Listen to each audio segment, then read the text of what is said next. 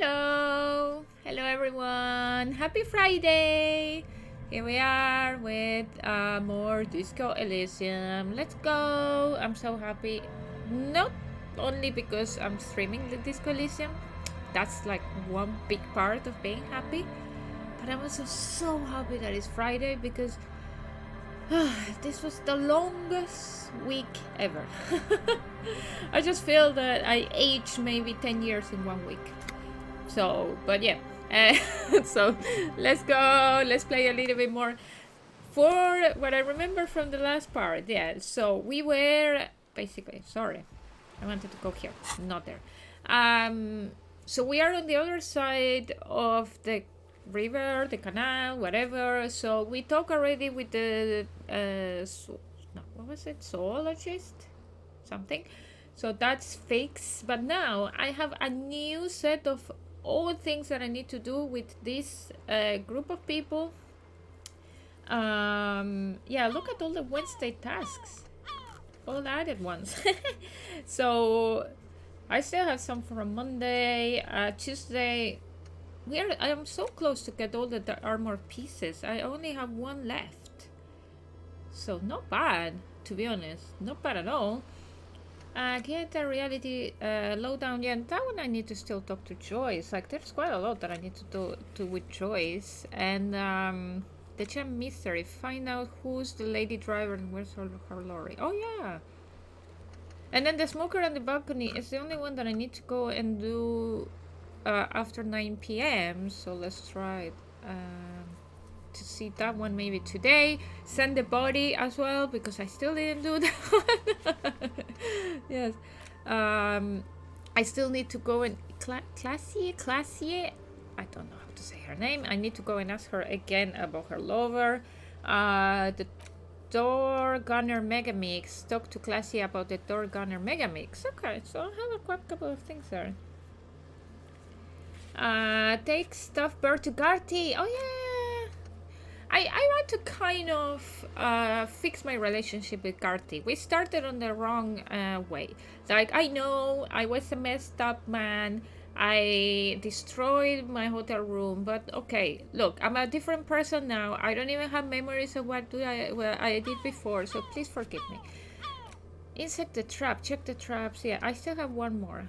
Near the canal you cross southeast of the village. Okay.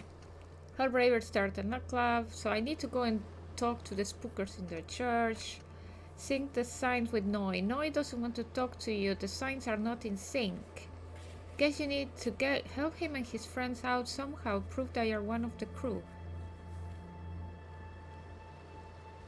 Huh. Oh yeah. Maybe after I help building the club, solve the egghead puzzle. There has to be some way to talk to this person. You just haven't found it yet. It's definitely not about signs. What if you just try again, find your way out of this maze of things to say, and get Acel to talk about her associates? Oh no, this one is the one. Yeah, I don't know about Snoid. That one I'm not sure. Okay, let's see if we can then maybe go to the building and see what we can do there. Okay. Hello. I lost my hat though. I feel a little bit sad about it. I could have like wear this hat and then give it to her, but okay. Well, let's go ahead and try to open this. Heavy wooden doors, more than twice your height, stand shut in front of you. The rectangular sea-worn ornamentation appears in stark contrast to the padlock, carelessly drilled into the wood. Open the padlock with the key. The lock turns easily. You hear a click as the shackle pops open. Oh yeah, sorry. I need to check one thing. Yeah, because the other day my microphone was not working, but now it seems everything is okay. Let's go. The lieutenant nods at you. Pull on the doors. As you do, you hear the echo of the doomed commercial area. Its black holes and dusty machines. Then the feeling passes. Okay. Inland Empire? What the heck? A great whoosh of air rushes into the dark innards of the church, as though rushing to fill a great vacuum. In the heart of the city. Okay. What?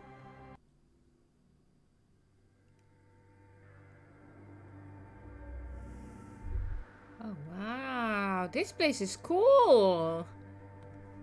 A strange stillness fills you as you look ahead. You should walk here, not run. Okay. Let's walk. More of the fork lightning pattern you saw outside. Bark beetles? No, it looks intentional. Some long forgotten style.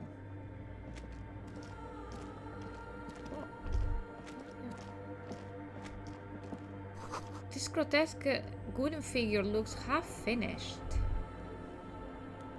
Okay, let's not click twice. Let's just walk, as you said.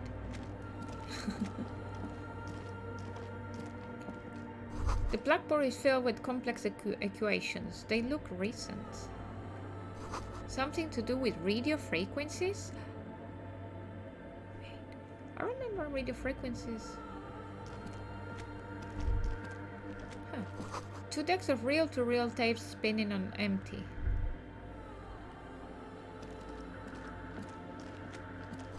A portable Harman Woshi tape recorder. Woshi? It is possible it's recording something.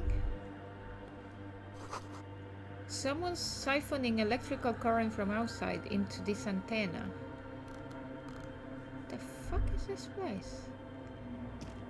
What the heck? A machine stands in the corner, watched over by the figures on the stained glass window.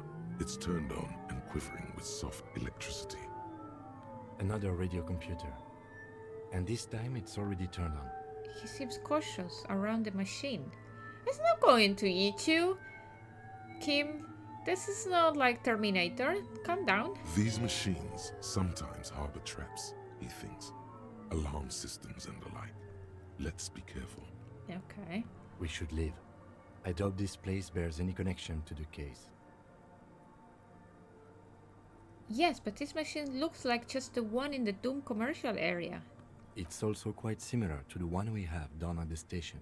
Must be the same model. He inspects the machine framework, careful not to touch anything. The one you saw earlier was the Ream Civic. Okay. This is the Ream Prefect, a model number RC7024, equipped with a Fell mainframe and a Ream-compatible interim printer. The Ream Prefect is the governmental version of the commonly used Ream Civic model. Although mostly based on the same technology, the Ream Prefect is equipped with better noise attenuation circuits.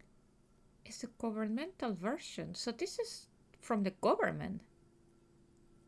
Wait, let me just investigate. Step behind the computer. You see fluorescent play and print buttons on the keyboard. A hatch connected to the central compartment is wide open. The lieutenant says nothing. You see the machine's glowing frame reflected back from his diamond-shaped glasses. You're free to proceed.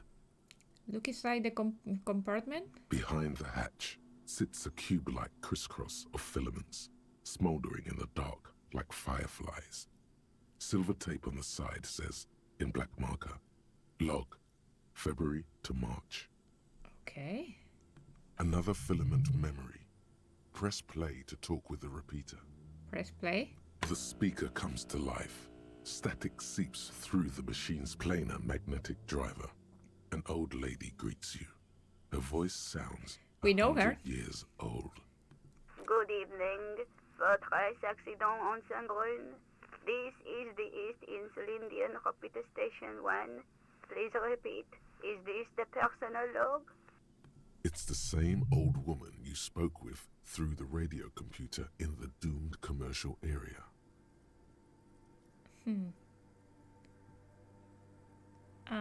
Yvonne, it's me again. How are you? Good, thank you. Please repeat. Is this the personal log?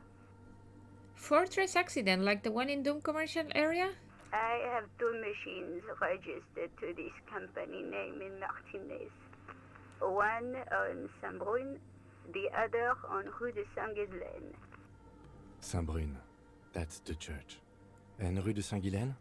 That's the doomed commercial area. Anything else I can help you with? I look inside the core, but the tape on the filament just said log February March. Good. Please repeat the password. Let's look around. There's no use trying to guess the answer. I don't know the password. Received. I will register this login attempt. Fortress Accident, is there anything else I can do for you today?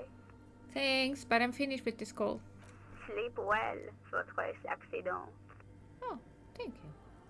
She says that her voice disappeared into a world of static. The machine's keyboard is still illuminated, revealing fluorescent play and print buttons. Press print. Nothing happens. Live. Okay. Huh. What's this? Interesting.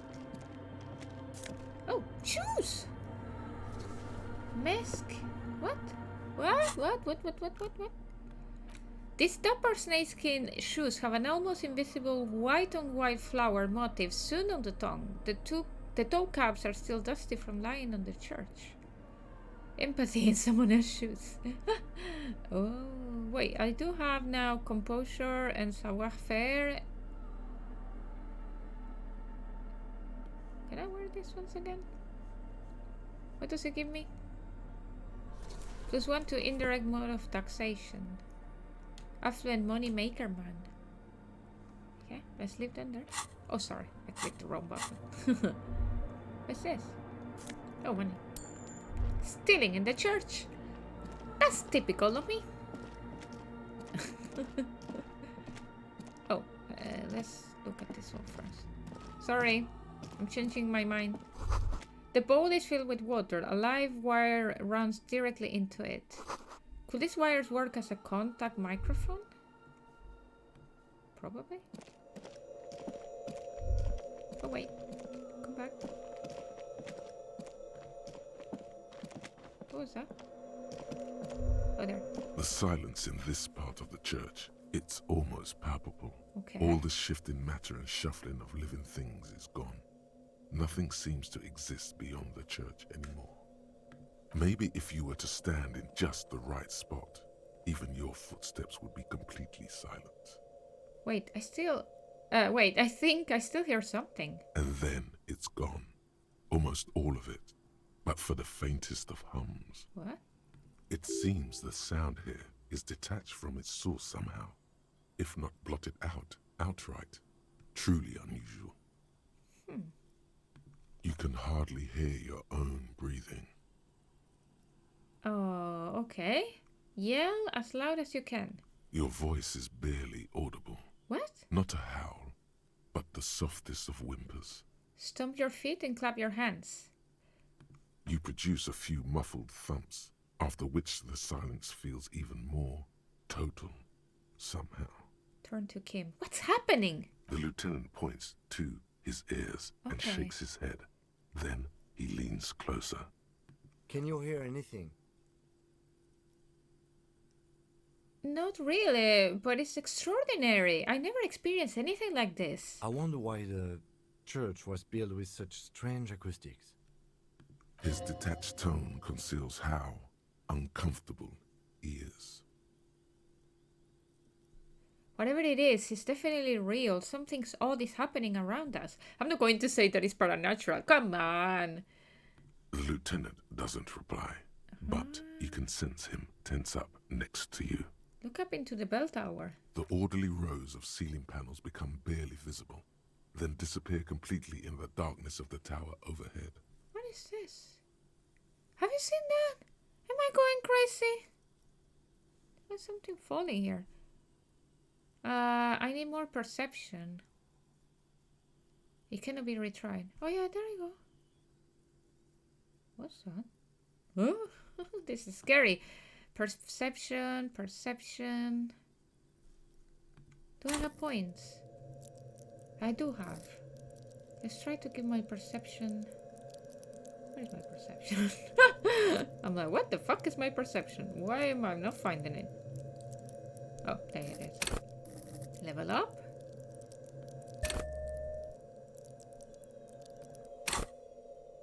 Okay. Let's try. Good luck. Yes! Okay. What's happening? I'm a curious cat. I need to know.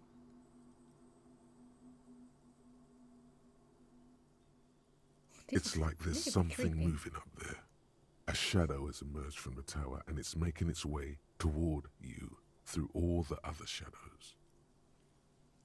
On the ceiling? Yes, the darkness makes the ceiling feel infinitely far away. Follow the shadow's movement. It's not a shadow anymore, becoming more substantial as it gets closer. The shape of an animal descends. Oh my lord. Officer, is there something up there? The lieutenant follows your gaze, attempting to see whatever it is that you're seeing. Oh no, you've lost sight Oh of it. my god, this is like Where did it go? spiders! The worst thing that you can do is just like lose sight of them. Oh no! Oh no, I hate this. I hate this. Blink. Is that Gollum? You see something hanging from the rafters, looking straight at you with dark eyes. Oh my lord. Maybe it's possible to talk to it. Tiago? What the heck is Tiago?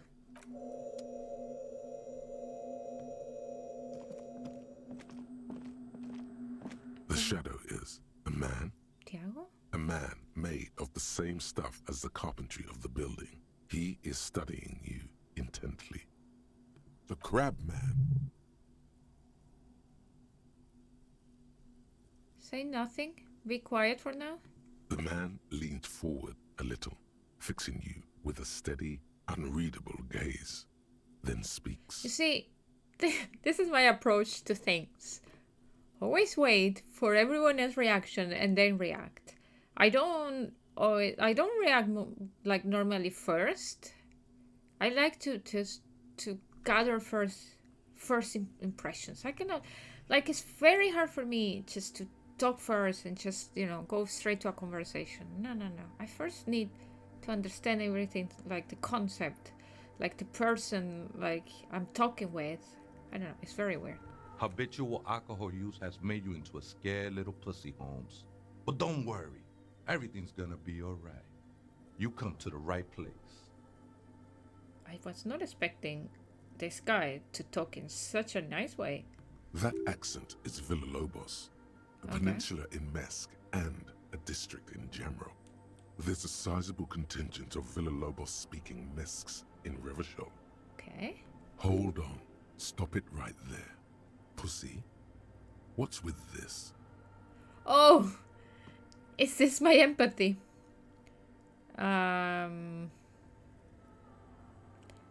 Yeah, I'm going to say it, in fact. I'm not scared, I just don't understand why the female sexual organs have to be associated with weakness. You really got a case of frayed nerves, pussy. And this usage comes from pusillanimous. Everybody knows that. Oh yeah, that's true. I forgot about pusillanimous. Oops. Chill out, man. Here you could receive the mother's love. And when you're ready, she will take your hand and lift you out of that despair at the bottom of that bottle. This man is obviously a habitual narcotics user. Do we really need to question him? Why not? I'm put off by this religious stuff, he thinks. And maybe the ceiling climbing, That's too. true. It's all very hard to square with the lieutenant's own view of reality.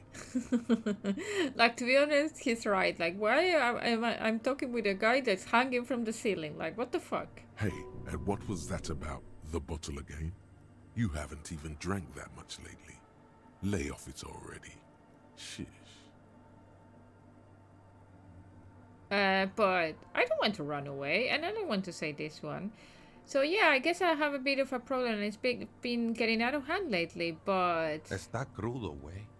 I see deep inside Está crudo. your body and your spirit are suffering greatly from overindulgence.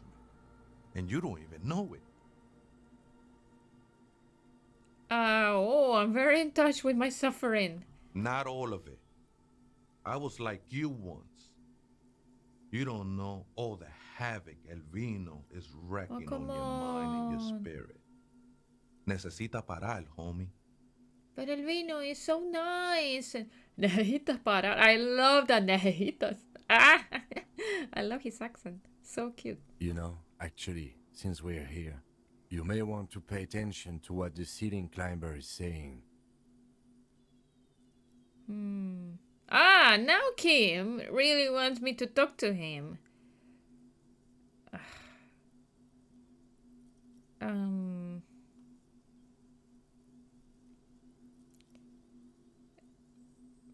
Yeah, I would say for some reason I feel like you have a point there. Don't trust me. Trust the mother. I'm only the messenger, Holmes. His voice echoes in the cold air of the church. Wait, what is this? Wasteland of Reality. Temporary research bonus -2 physical instrument insomnia. It's been brought to your attention that you're an alcoholic. Nice. And that is a sickness. And it's killing you. Okay, you're crawling on your knees through life, your booze-filled belly dragging on the ground, your brain now fuzzy, now in overdrive, your hair sticking together with today's cold sweat and yesterday vomit. Perhaps they're right. Anything is better than this. Even bone-dry reality itself. Maybe you can quit? Can I quit? Can I quit? Yeah, I need to do more of research, but I don't have any more points. I need to unlock, and every time I use points for anything else. This is the Church of the Mother of Silence. You are welcome here. He sways gently on the beams, waiting for you to take it all in. You have no idea what the fuck he's talking about. Is he just trying to throw you off your game? Yeah, but rhetoric, you didn't know about Pusillanimous, so maybe shut up. 'Tis not an act, my liege. Save him perchance, he hath deceived his very self. This man is a zealot. Some ravers want to turn this place into a nightclub. The ones in the tent outside, right? I see them. Think they scared of me. So, what do you think about the nightclub, that is? Why not? They wouldn't bother me none. I'm usually way up there, Okay. imbibing. Ain't no music on earth that can reach where I go. He's vibing. Might even be nice to have some company. Aww. He said that in spite of himself. He's more attached to the human than he'd like to think. Do you know where the other spooker is? Point at the strange machines around you. Other spooker? Oh, esa viejita es muy estudiosa. Don't know, Holmes. Esa viejita es muy estudiosa. They forgot the S. Esa viejita muy estudiosa? Oh, muy estudiosa. Ah, like a adjective. Okay. Yeah. Esa viejita es muy estudiosa. She like that old lady studies a lot. Viejita is grandma? Old lady. It's not exactly grandma, rhetoric. Thank you so much. Wait, so there is another person living in the church and it's a viejita? No. I just call her Oh, viejita okay, because she's of not her old, you clothes. see. She's actually quite young. Or maybe not that young. Age is just one of the many masks we wear. And you don't know where she is? That's what I said, Holmes. How can you not know that when you both live here? Don't really follow her comings and goings. Just see her typing on her computer now and then. We got different interests. So you got nothing else to tell me? How she looks, what she does, who is she? I'm afraid not, Essay. You Essay. just have to wait until she comes back, or... His rocks? Or search through her radio computer. Have you by any chance heard the viejita say the password to her radio computer? Too many times, Essay. You need it for something. I do. Surveys are a good way to fish for personal information, especially in the name of public safety. And then a survey of passwords and passcodes. Passcodes identifying regional trends in the interest of public safety, of course. Don't sweat it, vato. The password is afterlife death. Afterlife death. What you think of that? Makes me almost pity La Nilita Pequeña when I hear it. So you must be the crab man. Never known myself to be a crab.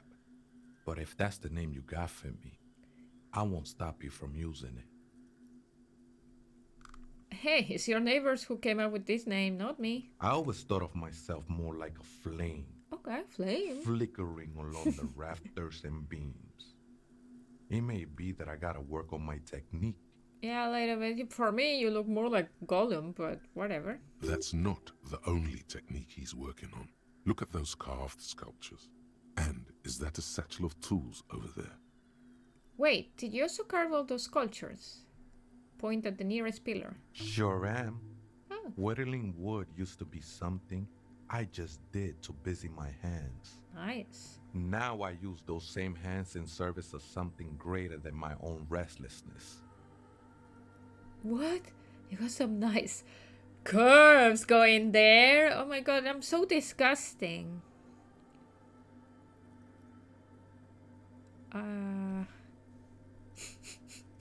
I don't like any of this. Squint your eyes. This is not a derivative. You're promoting the objectification of women with your reactionary depiction of female bodies. No, that's too much. I said, squint your eyes. This seems not a derivative. It's all just for the mother, man. No need to overthink it. Where were you before you became a crab man and good carver? I was in a gangway, but my memories of that time are fading. Okay. Most of them are already gone.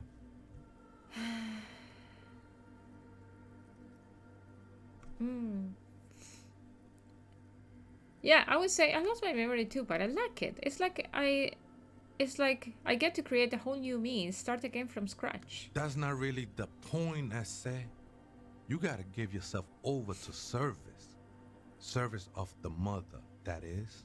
Okay. So? Do you remember your name, sir? The lieutenant is not particularly interested in this information. He's just trying to assert some control over the Say, conversation. why the fuck are you wasting time talking with a weirdo? And I'm like, Kim, this game is all talking about with weirdos, so calm down. Tiago's my name, but those syllables don't mean much to me these days. A name isn't just your identity, but also, so to speak, your place amongst your fellows, your place in the world. I ain't got no use for such a place anymore. My name's Harry. Extend your hand for a greeting. That's just the thing, Holmes. None of that matters. He ignores your hand, his limbs a mere shadow below the ceiling. What are you doing here? This is a special place. There's a perforation in the world up there. A what? A way out into nothingness. This church was built around it for purposes of veneration. What the fuck do you eat, man? I circled it, nurtured by the silence bestowed by the mother.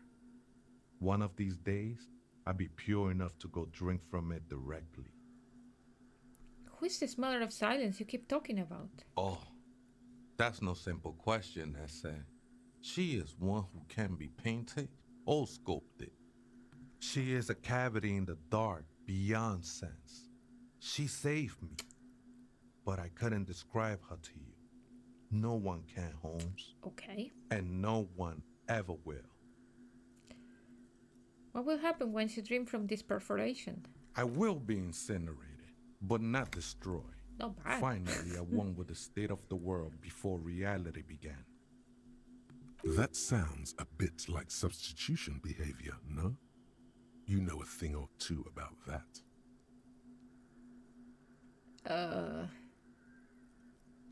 You sure you didn't just switch one drug for another? That's so nasty. I still don't understand what you're doing in the church. I'm a seraph, Holmes. I sing the mother's glory. Can you sing for me? Sing for me something? I ain't from no Marietti, if that's what you're thinking. And the song I sing Marietti? is silent as the mother. Like mariachi? Marietti is a mesque style of music and dance, commonly seen at all manner of festivities, especially weddings. It's delightfully quaint, owing to its peasant origins. Oh, okay. How did you even find this place, this church? Hard to say. I think I did some construction work here, back when I still had material worries. Up there, I realized what the true purpose of the church was. Oh, you were like so high in both sense of the word that you just became very nuts. Been spending a lot of time here ever since. The past is nothing to me now, Way. Way. It didn't belong to me. I was talking today with my colleague from Costa Rica and she was saying way all the time. Are these your shoes lying around here? Show him the red rocks you found. I think they were. A long time ago. I had to shed them like skins to get closer to the center of the silence. You could have them. I don't need them anymore. Right. I had other questions. The sinewy figure lingers on the wooden beams, blending into the shadows. You've been here a long time. Do you know why the church was abandoned? Police raid a while back. Okay. He responds with voice suddenly flat. Did you witness it? Not really. Or at least I don't remember much of it anymore. The mother's love has done its job. That's what's so great about the mother. It lets you forget about everything. Okay then, thanks. I think we're done here, Essay. The figure crawls off into the darkness above. That was an interesting conversation. If you can say so, Kim, if you can say so. However, I'm still not sure how it's relevant to our investigation. I just need to know everything that is fuck up in Martinez. That's it, you know. I need to have fun. That's part of me. Autosave. Okay. Click there. That's how life works. A cracked pane of glass, colorful. Okay. Frost has drawn flowers on the glass, obscuring the view. A figure drawn in front of the window depicting a deer. What's this? Oh wait, there was something there. I didn't see it. Hang on, I click on it. Oh, a scarf. Meskevanger's steel scarf. This huge red scarf is still dusty from lying in the church. A subtle red on red embroidery embellishes with cocky roosters and mesque floral motifs. Paint threshold. You know what? I'm going to fucking remove my... Bangers don't cry. I'm going to remove my Inland Empire because it's so boring me. I prefer the scarf. As well, it's super cold outside, so I need it. Can we click on that thing? The last one missing. There.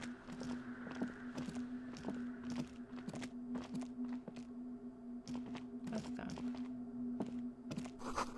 A spider has spun its webs around this wood carved pillar. Okay, so we have the password of the computer. Let's go and check it out. Hello. What was it? The machine's keyboard is Yeah, press the play. speaker comes to. Yes. Good evening. Votre accident en Saint-Brune. This is the East Insulindian Repeater Station 1. Please repeat. Is this the personal log? Let's try this again. I think I might have the right password for the personal log. Good. Please repeat the password. Afterlife death. Good. I have unlocked the filament. After ending the call, please press print to access the filament. The Philomol. Votre accident. Is there anything else I can do for you today? Thanks, but I'm finished with this call. Press off silent. Sleep well, votre accident. She says as her voice disappears into a world of The static. machine's keyboard is still. Yeah. Oh, sorry. I forgot The to machine's press keyboard. The play. printer prints out a long text document with dated paragraphs. It looks a bit like someone's journal. Read the printout. The first entry, made on the 4th of February, 51, by an unknown author, is short and concise. Okay. Arrived at the church. The door was boarded up, so I used the crowbar to get inside. Looks like the place has been deserted. Nothing out of the ordinary, but I'll ask around. Need to figure out how to get the electricity in. Okay. The lieutenant leans closer, scouring the printout. He's over your interested. shoulder. Just as you finish reading, he looks up, muttering under his breath. 4th of February. That's over a month ago. Whoever set up those machines has been here for quite a while. Do you think this lock might be connected to the case? Our case? No, I don't think so. It must be some local eccentric. Read the second entry. 6th of February, 51. Had a little chat with the local fishermen. Said I shouldn't go near that place, that the church was spooky and ridden with narcotics. Oh. It's a little spooky, all right. Still haven't figured out the electricity. It is more than spooky. Read the third entry. 7th of February, 51. Finally got the electricity in. Next on the agenda, a new antenna. I'm thinking Esca series, something advanced.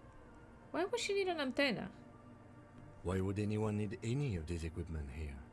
He steps on a wire running on the ground, inspecting it with his boot. Read the fourth entry. 8th of February, 51. Bought the antenna, had some problems setting it up. Called Simon for help. Heard the others are back to making art. Drinking somewhere out of town. Sulislav started a rock band again. Lexi has been seen asking money from strangers. Artists, yet again. Harassing citizens, stealing badges, occupying public spaces. Calm down, authority. with installations, like the one here. Like, don't be stupid. But at least the artists have their act together. They're qualified labor. They can get work anywhere. Graphic design, ads. The programmers are doing fine too. I mean, they're programmers. The writers, though, they're fucked. I just have to find out what caused that data loss and be done with it. Still don't understand how it managed to wipe out the backup, when the backup wasn't even connected to the front. I know. Everyone thinks it's impossible. They say I must be lying. I'm here to set it right. A data loss? Seems like something to do with radio computers. Unfortunately, I don't know enough about them to understand what the author is saying. Something about the backup data getting destroyed, and how everyone thought it was the author's fault. Let's just keep reading. Artists, programmers, Lexi. Who are all these people? I think these people worked in the radio computer games business. The one we saw in the Doom commercial area. They must be our former co-workers. Yeah, read the fifth entry. 12th of February, 51. Brought some food from the grocery store. Apparently, there's a strike going on in the harbor. Definitely not happy to see the Martinez people again. Everything's now set up in the church. Going to start working tomorrow, 8 a.m. The strike. We are nearing the date of the murder. Okay. Keep reading. I'm interested now. I want to know what's that radio anomaly that sent this person here in the first place. Read the sixth entry. 25th of February, 51. I've been sending data up to Lintel for a while now, trying to recreate the data loss, but nothing. Didn't even feel like logging in, the disappointment. But I did discover a curious audio-spatial anomaly at the back of the church. Like we did. I've named it the Swallow. It swallows sound. Need to get some mics. Is she talking about? The lieutenant looks to his right toward the silence. Read the seventh entry. 28th of February, 51. Yes, the first recordings confirm that the Swallow is real and I'm not just losing my mind. It's a pillar of silence with a diameter of approximately 3 meters. Seems like the higher I go, the less I record. This might be a coincidence, or it could be connected to the data loss that led me here. The pillar of silence. She is talking about the silence. Is she suggesting it's more than just an architectural quirk? But what could it be? Look at the water basins. Basins? I don't know. Behind you. The lieutenant doesn't answer. He follows your gaze, studying the basins. Basins. The water shines in Thank you. them. No ripples. Read the eighth entry. March 51. Some kind of young disco men have appeared next to the church. I've been trying to record the silence to find the epicenter, but now it turns out I've also been capturing the future of dance music, one neo-disco song over and over again. Fortunately, the song is so monotonous, I was able to devise an algorithm to factor it out. The other day, one of the disco men came in. Before I could even say hello, she got scared and left. Good. I don't want anyone distracting me from my work. That disco man must be a cell. She must be describing a cell. The girl on the ice? Sounds like her, yes. Read the 9th entry. March 51. I got a call from the repeater station. Someone has tried to access the radio computer in our old office in Martinez. Can't do anything about it. The storekeeper still doesn't want to let me inside the building. Thinks I'm part of some kind of curse. How Martinez of her. Yeah, I understand. Like, all these people are so cursed, though. That's me. I was the one who broke into their radio computer, and the storekeeper must be Pleasance. I knew it wasn't a good idea to meddle with that machine. Oh, come on, Kim. We're making things happening. No. It was a great I idea. know. You're learning things. Yes. This is how you learn things about machines. I know. Thank you, interfacing. Read the 10th entry. March 51. I need to A put my new legs up. 2-meter Oh, aux cable. God. Everything Noodles, hurts today. crackers, ping energy drinks, water, toothpaste, gum, also some canned air. Okay. Your reading is interrupted by the sound of the church door opening. Uh-oh. A strange woman makes straight for the radio computer. Suna, the programmer. Hello, sorry, we are reading all your shit. I figured out your password talking with a weird man. She just goes in, she doesn't give it 2 fucks. Hello? Breaking into my radio computer, I see. She glares at you as she holds down the off button for several seconds. The machine reboots. Yes, you are breaking in, but not into her radio computer. You're a master circuit bender. Okay, calm down. I do apologize for the intrusion, madame. We are with the RCM, you see.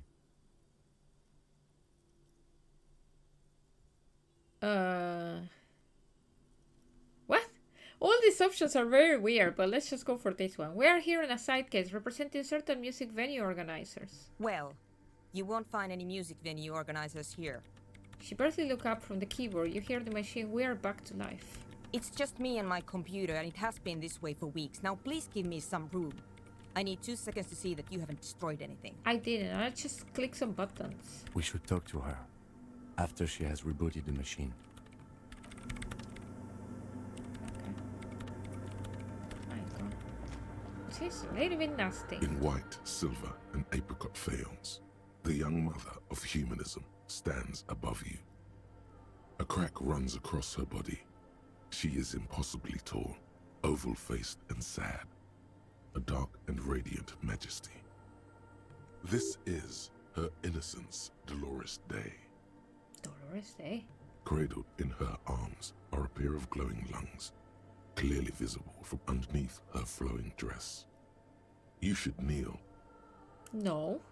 Cold wind seeps in from the crack in the glass. Snowdrifts cover the floorboards at your feet.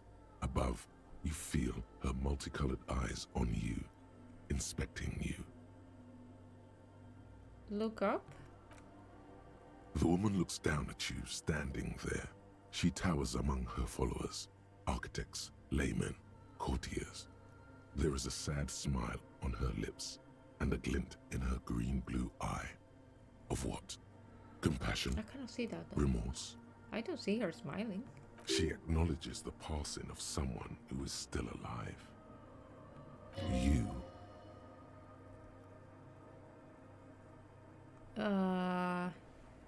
What? It's morning? As that terrible word passes through your mind, the lieutenant draws an X-shaped cross from shoulder to shoulder. What? Why?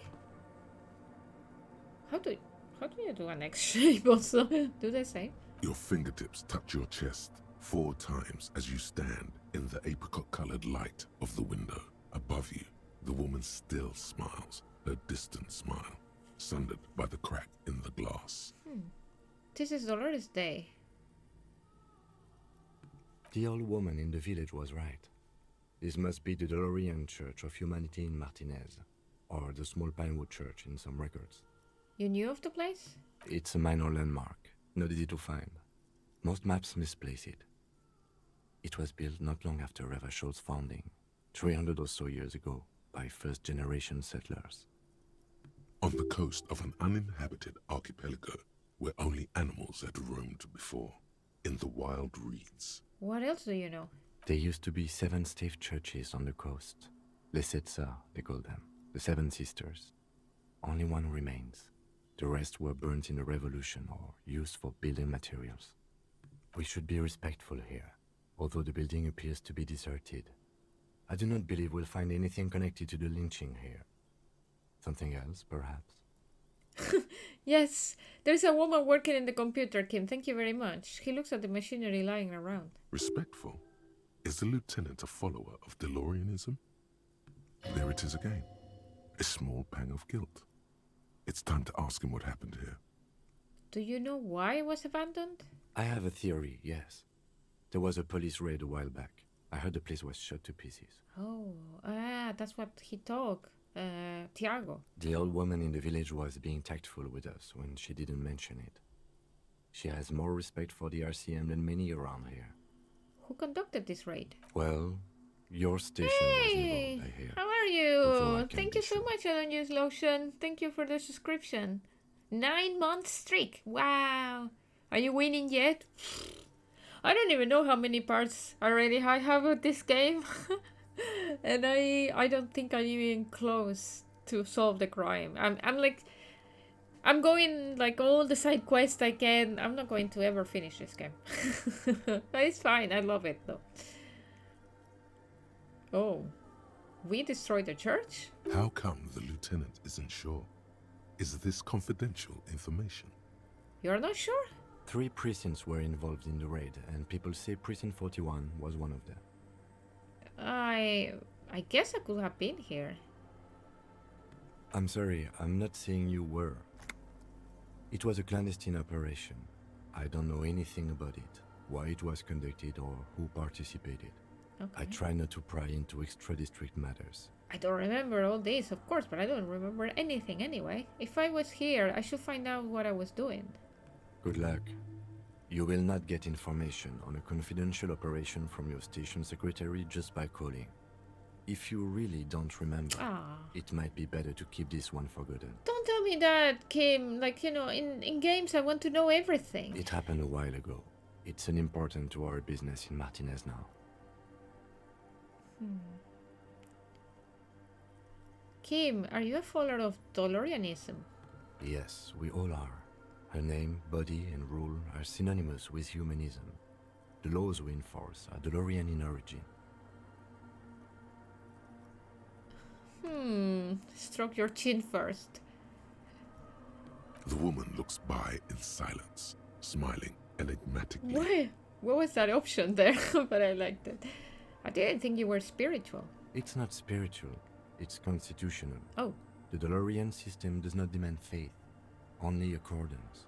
So basically it's like Catholic Church, like some time ago when you have like, well, still there are some countries that basically like the church is part of the government, like Italy. But yeah, like, you know, they pay, like the government pays for them to live, like in taxes. But okay.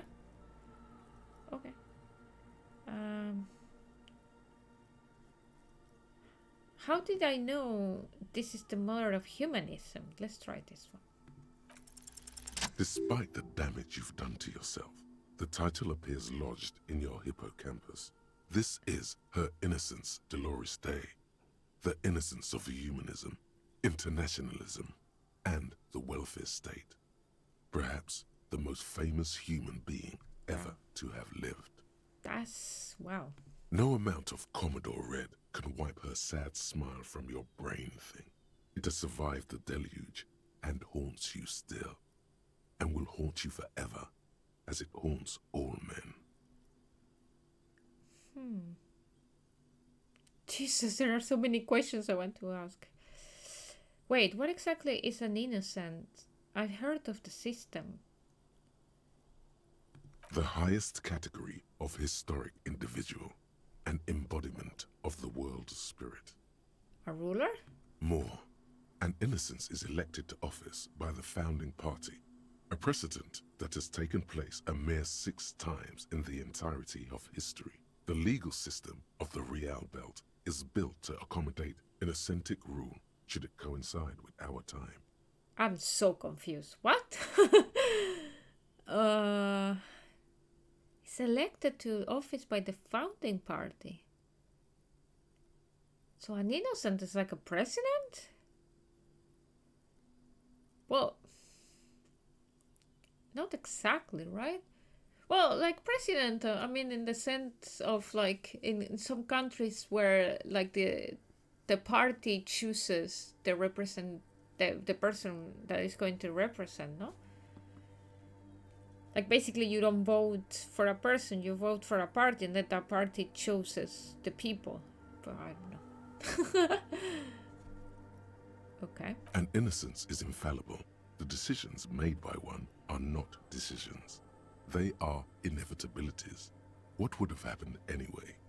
Only accelerated, packed into decades instead of centuries. An innocence is a continuous, compressed event, a sacred human being. It is an honor and a glory to live when one is in office. Wow. Is one in office now? No, we are alone. Oh, okay. When did she rule? 300 years ago, in the wake of the discovery of this Isola, the Insulindian, by explorers from the continent of Muindi. She is, among other things, the innocence of inter-isolary travel and the connected world. What else do I know about her? Many things. You know she was a woman of the court, the wife of an influential Marchese, and eventually the principal advisor to Irene La Navigateur, Queen of Serene, modern-day Sir La Clé. Also, that she was gorgeous beyond beauty. Wow. Okay, what else? Was she smart? Terribly, women of the court were expected to play both contract bridge and chess sufficiently well to prove an interesting challenge I'm to bad a at man. chess. A simple grasp in matters of philosophy, theology, and science was encouraged. She was, by all means, a kept woman. Okay. Not good. I'm not good at science either, so I cannot be an innocent. Then. Innocence? She made the most of her position in the antediluvian court, a court visited by the most prominent thinkers and artists of the day. In secret, she was becoming the era's preeminent philosopher of the state. A scalpel, a piercing gaze. Wow.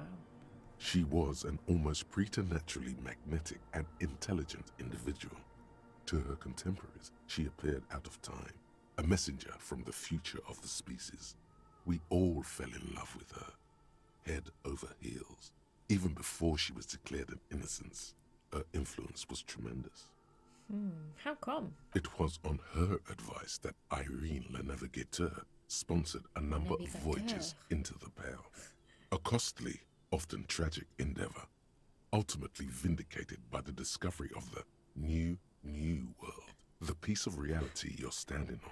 Wait, the way this reminds me of like La Niña, like the story of like the queen of like Spain and like Columbus, like he courted her like basically to get the money to cross, to normally it was India, I don't know why I'm thinking all about that.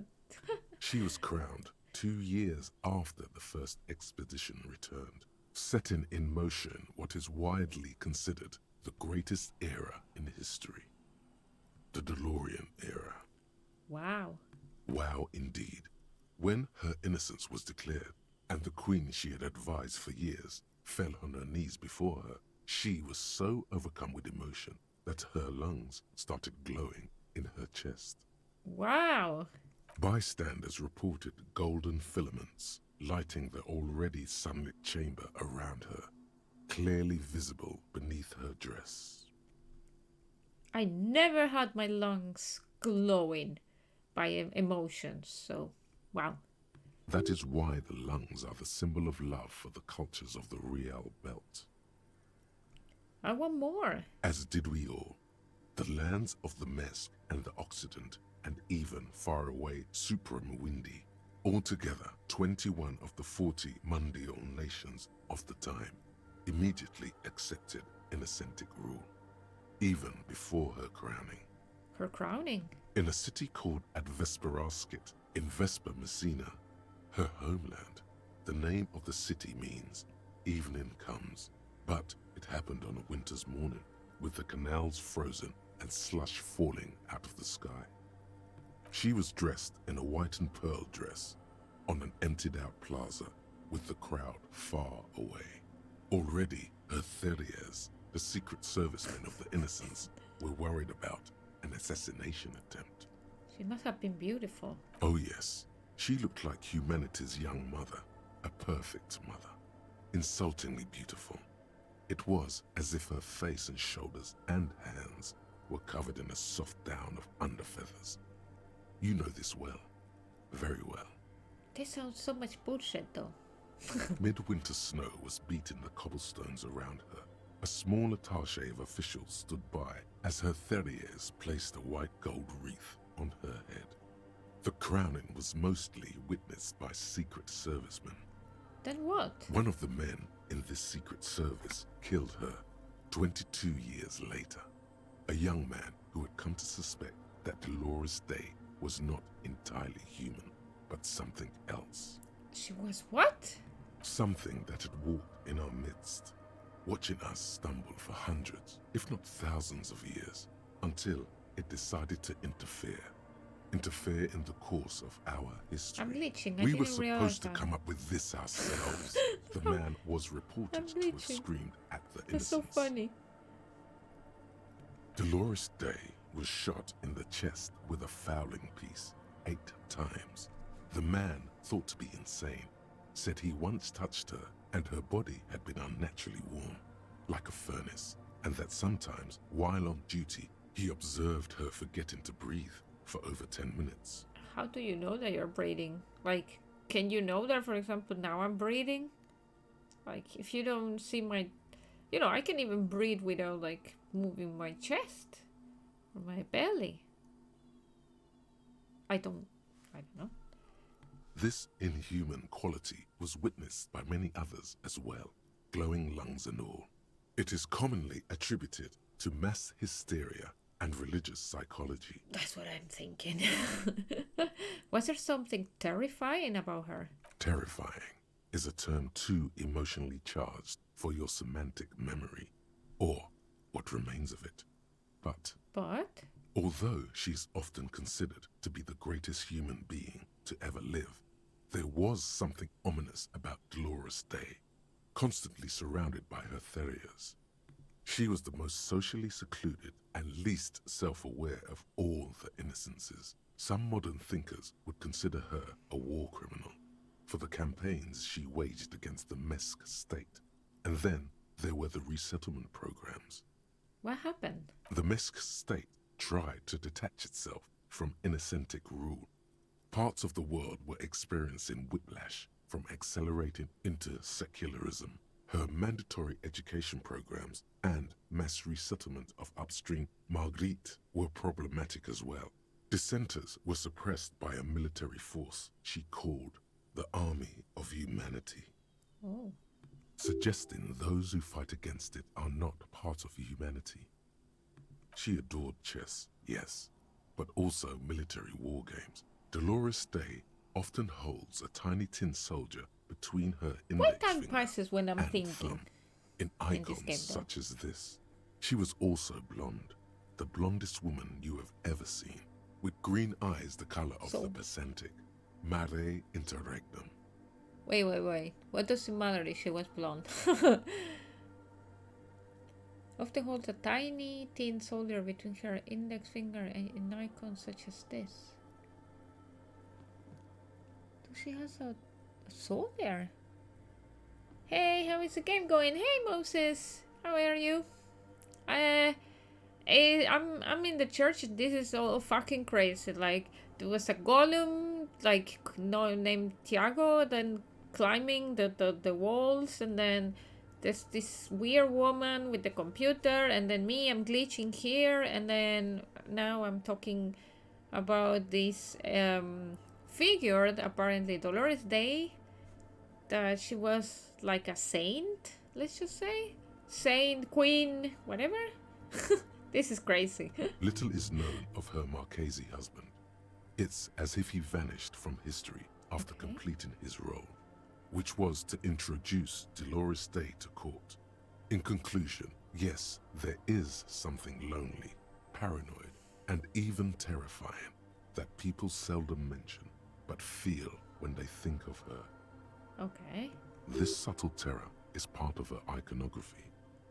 Thank you, conceptualization. Lieutenant Yefrater, you've stood there for over 5 minutes. Thank you. I know. Why the time is passing when I'm thinking? The lieutenant's calm voice echoes in the cold air of the church. What are you thinking of, if I may ask?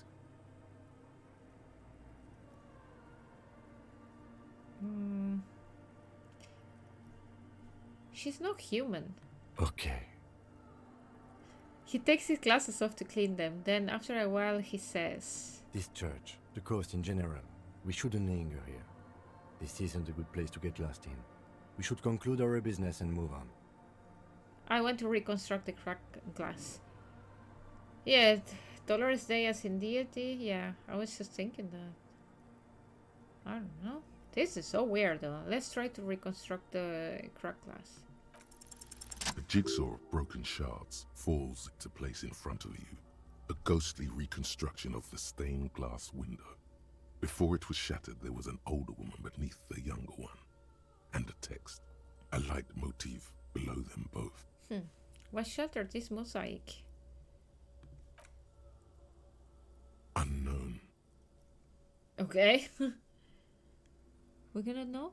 Something during the raid the lieutenant mentioned, or just hooligans looking for something to break.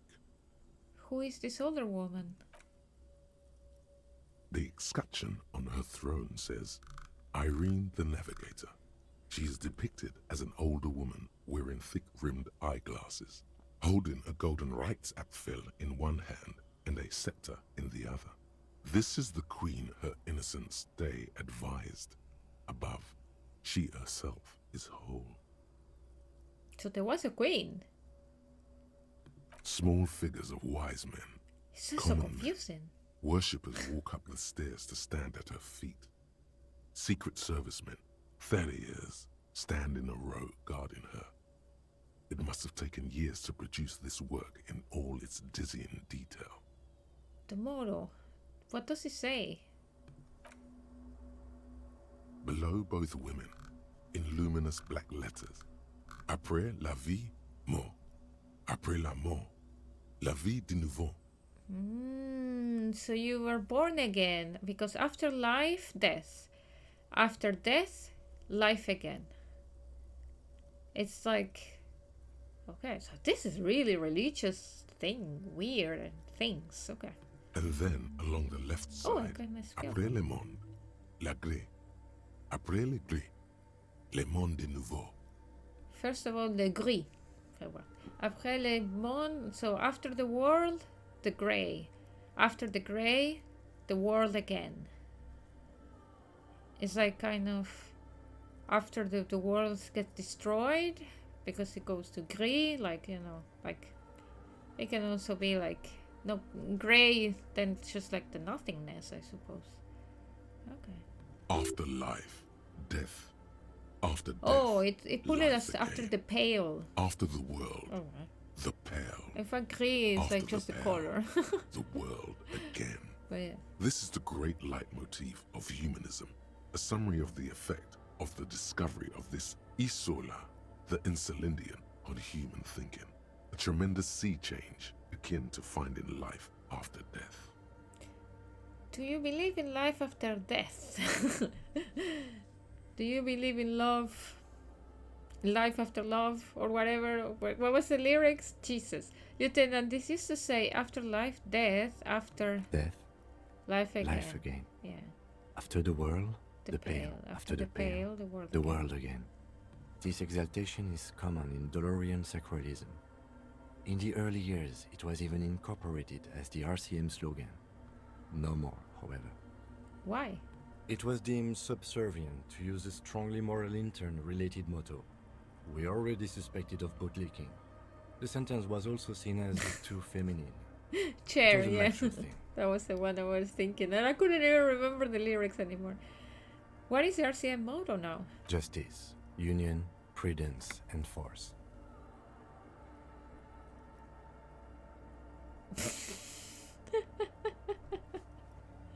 No! Not very feminine. Not at all. Okay, step back. The mother of humanism towers above you, a wax painting on a cracked pane of glass. Nothing has changed in her expression. Turn away. That was madness, and can I move, please? Can I talk to you now? What is it? The woman is still hunched over the keyboard, gently illuminated by the purring machine.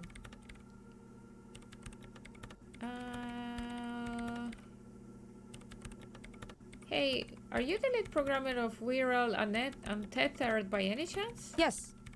Or no. Not anymore. That project is dead.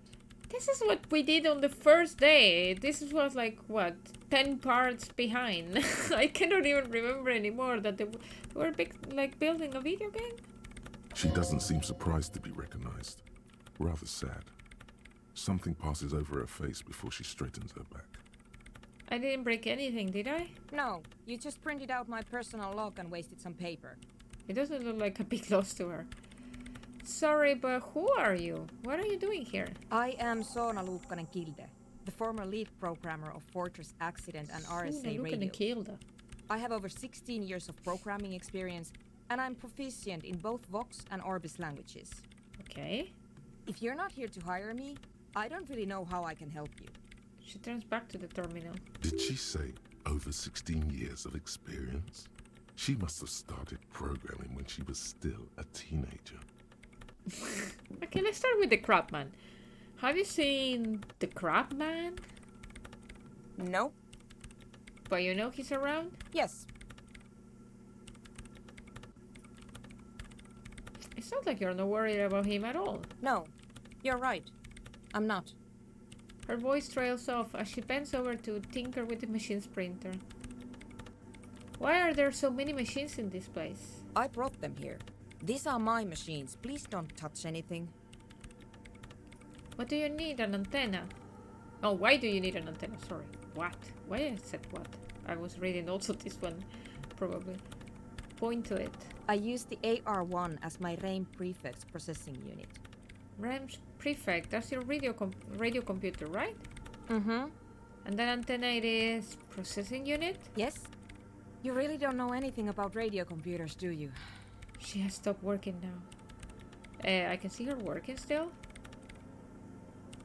I know a little. No, not really. Let's just say not really. All right. Well, all radio computers perform operations up on air. So in order to gain more processing power, you need to invest in a good antenna. Wait, what's on air? On the front, the unified front of radio waves, licensed and controlled by Lintel in the East Insulindic region. Basically, she's connected to the internet. It's all around us. That's what on air means. Like love. Oh, so romantic conceptualization. Also, if love is all around us, where the fuck it is? Never seen it. And the AR1, is it a good antenna? I guess it is. So far, I've been quite satisfied with it. Martinez is an unstable region with bad coverage, and the operation has been surprisingly stable. Okay. But it's not the cheapest one on the market, so I wouldn't recommend it for your regular red tape operations. Fraser 1000 is a foolproof line for civilians. Anyway, you should do some research before you decide to buy anything. I'm not going to buy anything. Ask around, compare the prices. There are many milieus dedicated to that sort of thing. I have only 58 reals, so, and I live in a shack. And thanks God it's free. She liked telling you this. It calmed her nerves. What are you doing with your radio computer? I'm working. Okay. The machine seems almost alien with its pulsing core, the light casting her face in a strange shadow. Working on what? Could you just shh for a moment? Or get to the point. I really need to focus on something. Oh, wow. It's not just rudeness. It really is hard to concentrate on whatever she needs to do, and you're not helping. Isn't your RAM's Prefect radio computer made exclusively for the government use? So you do know something about computers. You're right. Prefect is used mostly by the government peeps. And you work for the government? No, I don't. So why do you have it? Because I needed something good for my investigation, and Reims Civic is widely agreed to be below all standards, so I had to upgrade. Besides, owning a Reims prefect isn't such a big deal anymore. Okay. No, actually, it is kind of a big deal. You don't see Ream prefects in every police department, for example. How did you get your hands on it? I know a friend of a friend who used to freelance for the Coalition. I was actually aiming for the military-grade Reim Rational series, but couldn't find one. Oh, wow. So you have money? Prefect is mainly based on the same technology as Reims Civic, so it's kind of a rip-off. But it does have better compatibility with newer antenna models, so I won't complain. What about those balls of water over there? They are connected to my Reim Prefect. Whatever you do, just please don't move them, okay? Okay, Thanks. no worries. Short and terse. There you have it. Whatever she's using them for, they're hers. Right, I'll try not to touch anything. Next question. Great. What are you doing in an abandoned church? You really like those questions, don't you? Yeah, there's kind of an amusement in her tired eyes. You're occupying a public space. I need to know what you're doing here. I'm conducting scientific research here. You can't throw me out. She says ready to stand her ground. I'm not! I'm just asking. What research, though? I'm looking for the location of a 2mm hole in the world. Over what? A 2mm hole? Wait, what? I know!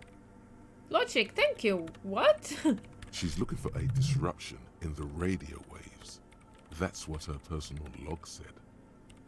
The lieutenant raises his brows, but doesn't say anything. Is the hole connected to the latatos in your journal? Yes, that's what led me here. But I suspect it might be something a bit more complicated than that. A hole in the wall. What does that mean exactly? Exactly. What does it mean? Up to now, it has been impossible to say what it is because it's impossible to measure nothing. What do you think it is?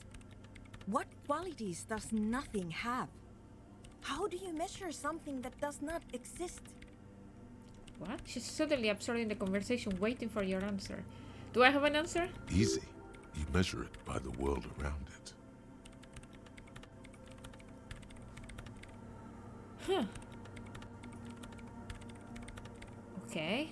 Hold on a moment. Does it mean we are not living in a world that has holes in it?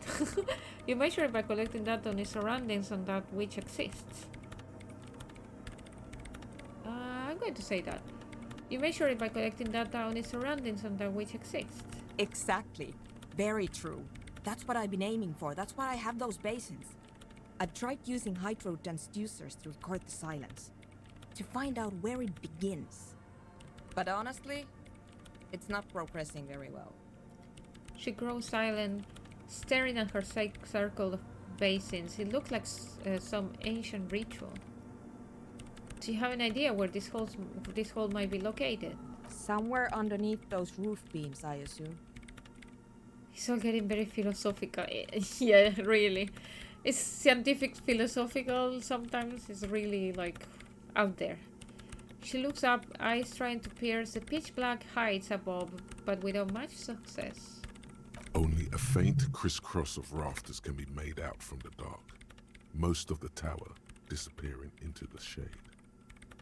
What about asking Tiago then? Tiago lives up there. Why there? There's this place at the back of the church. A place where all audible vibrations seem to I've been cease. there. I've named it the Swallow. And the higher you go, the less you record. The Pillar of Silence? Are you sure it's not just an architectural quirk?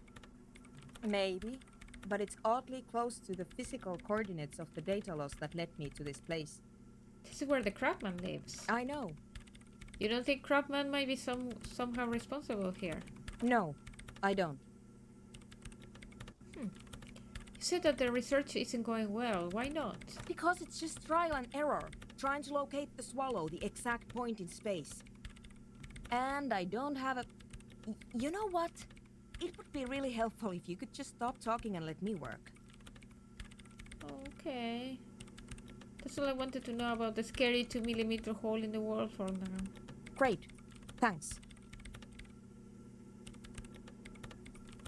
How do you feel about Nordic dance music? What? I hate it. I bet she hasn't even heard it. What are you, 40?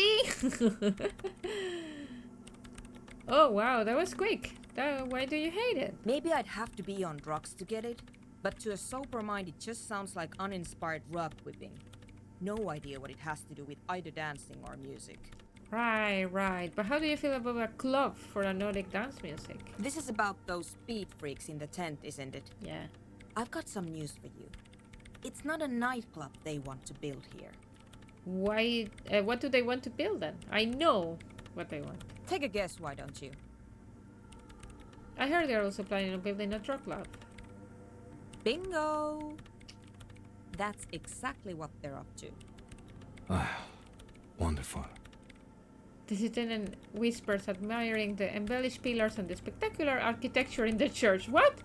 Kim, we're here in a conversation and you're just there like looking at the beams. Like,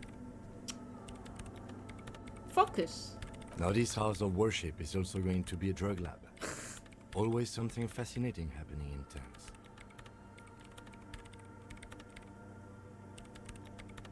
Say nothing. You know what? I don't agree with even none of those. So that's settled. Great. No nightclubs in the church then. Okay, right. I'll let you work in peace now.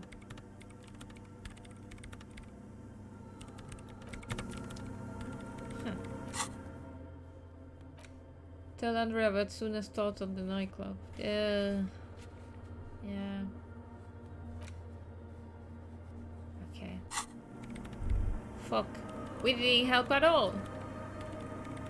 Okay, let's walk. He said not to run inside. Kim! Don't run! Calm down.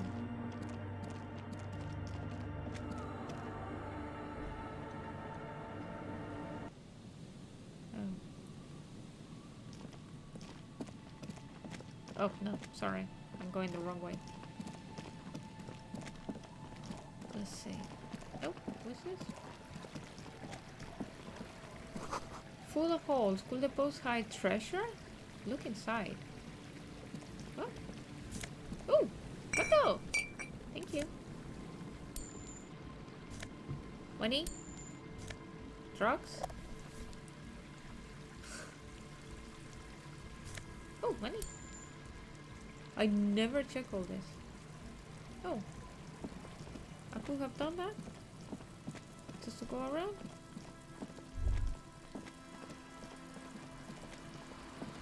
Everyone is so freaking crazy in this place though. Okay. A pane of eternite has been planted into the snow. 2 poles are holding it up. What the fuck? Barely holding it up. It could fall over any minute. A stronger gust of wind might be enough. What is this? It looks like a makeshift bridge. Could be convenient. Push the Ethernet over. The pane falls into the icy snow with a soft thunk. Ooh, pick. Thank you. I could have done that before. Oh, found something. Oh, the one real. A school of fish huddle around the fence post. Then they scatter into the dark. Oh, there were more, and I didn't touch it. Touch. 90 cents and one more. 260. Why the fuck there was so much money in this post? Like, what the heck? Okay. Oh, freaking rich. Okay, let's talk to the guard first. Hello again.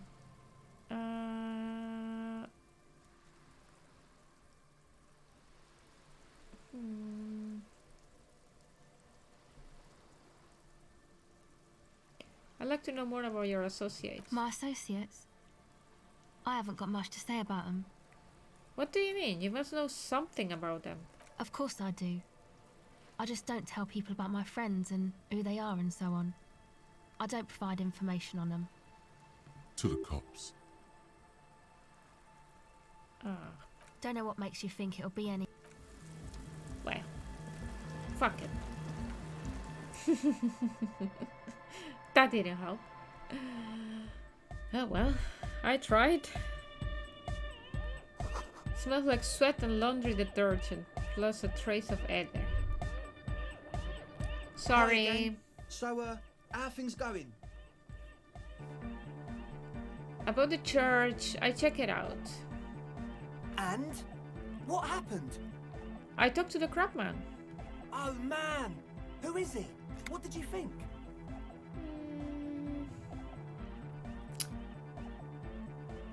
Yes, I was going to say... Seemed okay, to be honest. Very spiritual. Really? Huh. Interesting. What's he doing in the church? Just preaching and praying, let's just say, from the looks of it. No matter. Is he gonna be a problem? Yeah, Noid is right. Let's get back to the point. What are we gonna do about him?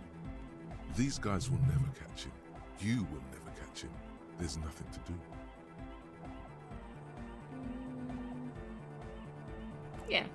As far as I can tell, he's not going to leave. He'll climb around up there, and guys, you'll never catch him. Oh, maybe this one better. Yeah, actually, he told me he wouldn't mind the nightclub at all. I don't know, man. Doesn't it feel like a major hindrance to you? A spooky guy climbing around when all the guests are trying to have nice, friendly hyper time? Don't worry, I don't think he really gives a damn about you or anyone else. I guess it's not a massive problem, now that I think of it. Yeah. Everyone is welcome to dance till the morning light! Yeah! Yeah! Maybe. I guess we'll figure something out. Okay, but what about the other spooker? The one in Grandma's clothes? Did you see her? I was using the mainframe when Suna, the former lead programmer of Fortress Accident, appeared. A programmer? That's odd. What was she like? Did you ask her about the nightclub? She did not like the anodic dance club idea. What a pity! That's my favourite thing in the world! And she doesn't like it at all! At all! A shame. What can we do now? Do you see a way out of this jam? And into a laser-lit future of dance and unity? Unity! Dance! This guy is like too much. Dance! She made it very clear that she won't leave until her own project is finished. And you can't just evict her? No, I want to bake her. We have to come up with a different solution. Look at you, Honor Man! Yeah, I'm sorry. What the fuck? You David Bowie? No, Noid. He's right. Maybe we've approached it the wrong way after all. I'm sure there's a workaround. We can make a deal not to bother her. Yes, Andre, thank you very much. If that's okay with her, we only want to get in the church and spread the joy and ecstasy of music. Sure. The lines in the dark exist. Coexist. At least Crabman seems like an advanced being. He's hard. He'll understand. Yeah, he can do his climbing thing in the tower. And the programmer, does she like anodic dance music? She absolutely does not. Really, truly despised it. Egghead cannot believe what you just said. It makes him pump the jam I'm not going to a lie. little slower for a moment, but then he returns to the full swing of it. He was going to scream, let's say. No worries. Oh no, he We'll didn't. figure it out. If coexisting fails, you can always muscle her out, right? If it's all okay with you, what do you think? Perhaps if you drop the drug love, it might make it easier to convince her. Oh man, but the drug lab was like an integral part of getting the club going. For me, it was my favourite part. Oh, Chemistry's what about the great. music? Besides, imagine all the drugs we could do if we had our own drug lab. I mean, hypnotic music is great and all, but drugs, they make you feel really good. When did you last feel really, really good? Never. Yeah, I never felt good in my entire life. But that's exactly what drugs are for. Exactly. Time to expand your mind. I refuse to throw her out, but I can try to convince her. Excellent. Good luck, my friend. I know Noid has sins, but what about what's the deal with Edhead there? He's a quiet man, mostly communicates through music, and by being a master of ceremonies. How do you communicate with him? Well, he's just kinda here. I don't really know how to communicate with him. Have you ever really talked to him? Yeah, sometimes. When I stumble and find my way into his center, you have to hear a lot of hardcore to the mega first though. The man smiles mysteriously, choosing to let the beat speak for itself. I get it. He's a puzzle. Okay. Goodbye, officer. He's a puzzle. Hi again. No, wait. Goodbye, No, you. officer. No, you. Huh? I see you're here again. Off-sign, man. Did I mention getting us into the church would help? We're close. Says a young man with a tape player. What? True, hard, full car. Say nothing? Hardcore. Still say nothing? Hardcore to the mega. Alright! Here comes the night. Fuck. We're close. True. What if I say nothing, hardcore. say Hardcore nothing, to the say internally nothing? coherent. All car. All right. Yeah. Please tell me, what exactly are you doing? Gotta get the people going. Why? I'm the party boy. It's my job. What is a party boy? Hardcore party 25/7 beyond the winter's orbit style. There is a place far away in Cutler, Did I unblock beyond a it? certain latitude, known as Winter's Orbit, where there are 25 hours What? in a day. It is a tremendously cold place, abandoned Is there? to drunks and failed rock stars, full of eternite, depression, and half-finished ski-flying hills. The Suru live there. The Suru? What the fuck is this place? We're close. Wait, True. say nothing, say nothing, say nothing. Coherent. All car. All right. Say Yeah. He nothing. furrows his Hardcore. Ah. The question is, what is the question? That would have been good if I had asked you a question, but I didn't. Now it's just idiotic. But there was a question. Fuck! We're close. I want to do this one! Say nothing, say nothing, say Internally nothing. coherent. All car. All right. Yeah. He furrows his Hardcore. Ah. No, but seriously? The question is, what is the question? Just answer the question. But there was no question. Ah, fuck! We're close. True. Okay, say nothing, still say nothing, say nothing, still say nothing, say he nothing. furrows his So hardcore? Is it though? I was just thinking that a moment ago.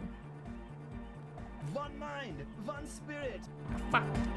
We're close. Okay. True. Say nothing, say nothing, say nothing, say nothing. he furrows So Is hardcore, it though? it is. What is it? I mean, really.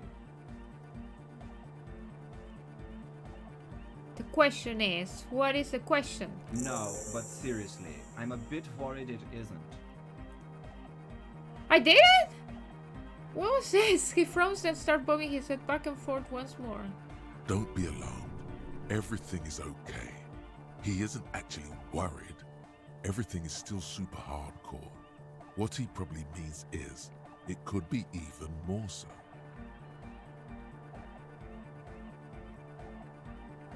You say you were worried. What do you think is wrong with the music? There's nothing wrong with it. I'm still in love with the hardcore. He turns pensive all of a sudden. Oh my god, I unblock him! Sometimes I just feel like anodic music is in its infancy, you know? For example, take this Arno van Eyck jam I've been pumping for the last month, and will continue pumping for the rest of 51. Isn't something holding it back from being hyper? He thinks for a moment, then his expression clears. It's like it's only ultra. And what's the problem with being only ultra? I think it's super hardcore, but you're right. It's not hyper hardcore. If anything, it sounds a bit proto, like it's not fully formed yet. You might be a moribund alcoholic and a failed cop, but you are pretty certain a thing cannot be both proto and hardcore. It's proto, not hardcore at all. Wow! Culture cop! That you go, he liked it. I think you might be right. But how could it become hardcore then? I know it in my heart, but cannot think it in my head. If this is not hardcore, how could anything be?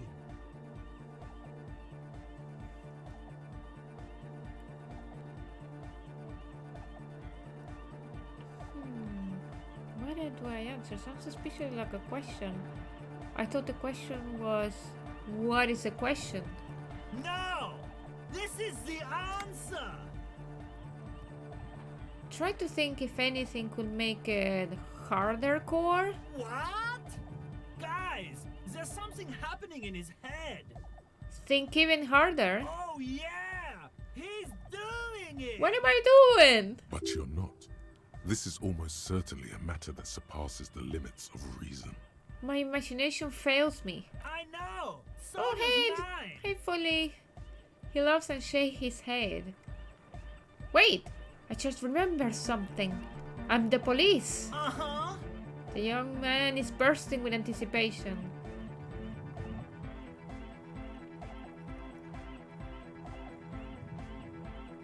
Actually, it's more likely to hinder us.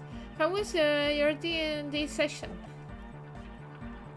Who won? Oh, I can't help you with this right now. I need something else, something extra. yeah! He's not even the slightly bit disappointed.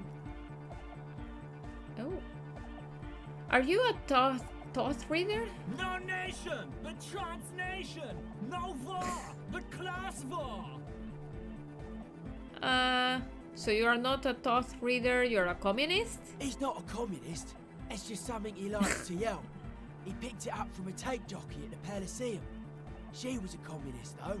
It was good. There are no winners, but they survive and I hit them with some good story twist. Ah, that's good. I know. Winner in a way of like, you know, nobody died. Everyone got alive. Yeah! With the rebel yell!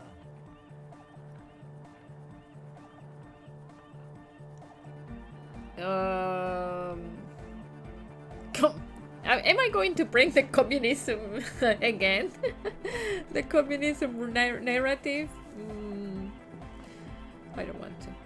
Does that mean you are a Thoth reader? Don't be a lunatic. Of course he isn't. Look, Germania I just yells met a random man things. Odds like it are, was sooner or crawling later, on the one of them will ceiling, come off so his spot, anything can really. happen. Yeah! Revolution imperative! Okay. Unless you were thinking Revolution imperative right now. Anyway, I've had a similar thing happen with eggs yelling. I know what you mean. Crabman?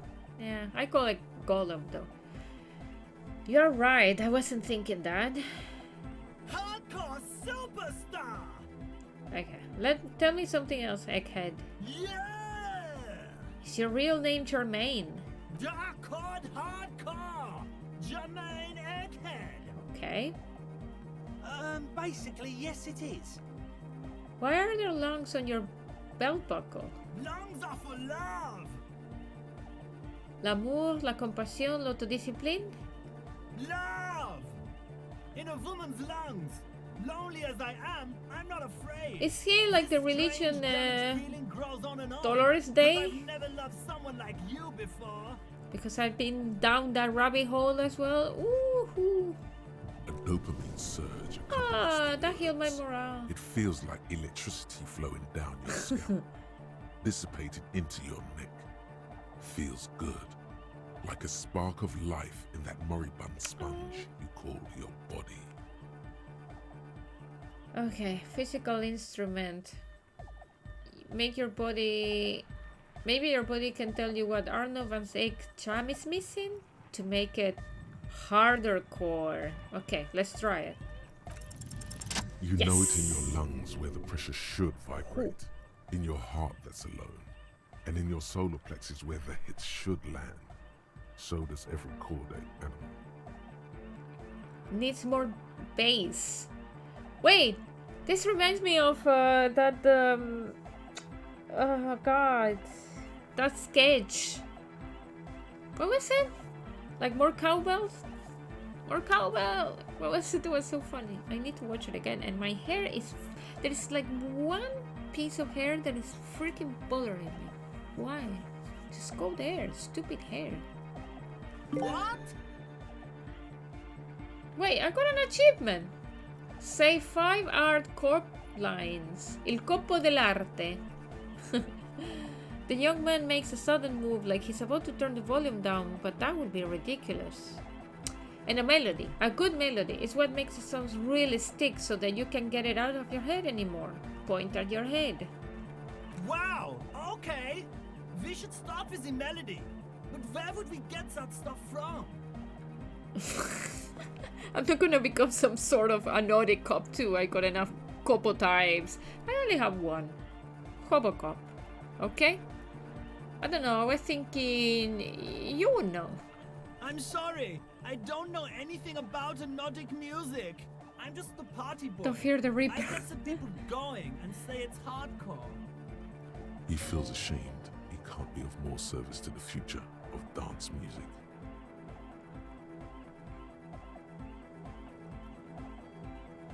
Okay.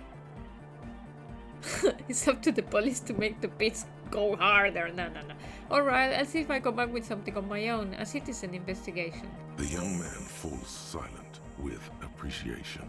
He even What the tries fuck? to contain And his I'm going to smile, make music as now. if it could hinder I was our supposed to find like a investigation. sad song, and here I am. That was a song with more cowbell. Basically, what you need to find here is a tape with some banging music on it, so that Egghead could use it to remix So Van now I Eyck's need jam. banging music and sad music? Oh god. Yeah, maybe that street hawker across the pawn shop has got some tapes to sell. That's just an idea. Okay. Hey, Pure Cyclone, how are you? Anyway, that's all yours to figure out, Copman. Sure. Copman! I do have a tape. I have a tape with me. Maybe you can use it to improve Van Eyck's jam? Wait, I do have a tape? Tape! Yeah! Spins the tape until the space escape! Oh, Yeah! I forgot that I had like for a long time the banging mega mix. I have to return some videotapes. Yeah, I really forgot. I got you this banging mega mix. Alright! He snatched the tape from your hand and attached it to the empty reel slot. One hand on his headphones, he listens to the audio. Then, shaking his head, he says, No! No! This is gonna make people Okay, scared! Keep it positive! Keep the love in the house! I forgot about like that tape. Yeah! Alright. Alright! Alright, yeah. Stop screaming at my ear. I need to find now a tape with a melody. But can it be the same melody of the other sad one? I need them to go learn. But...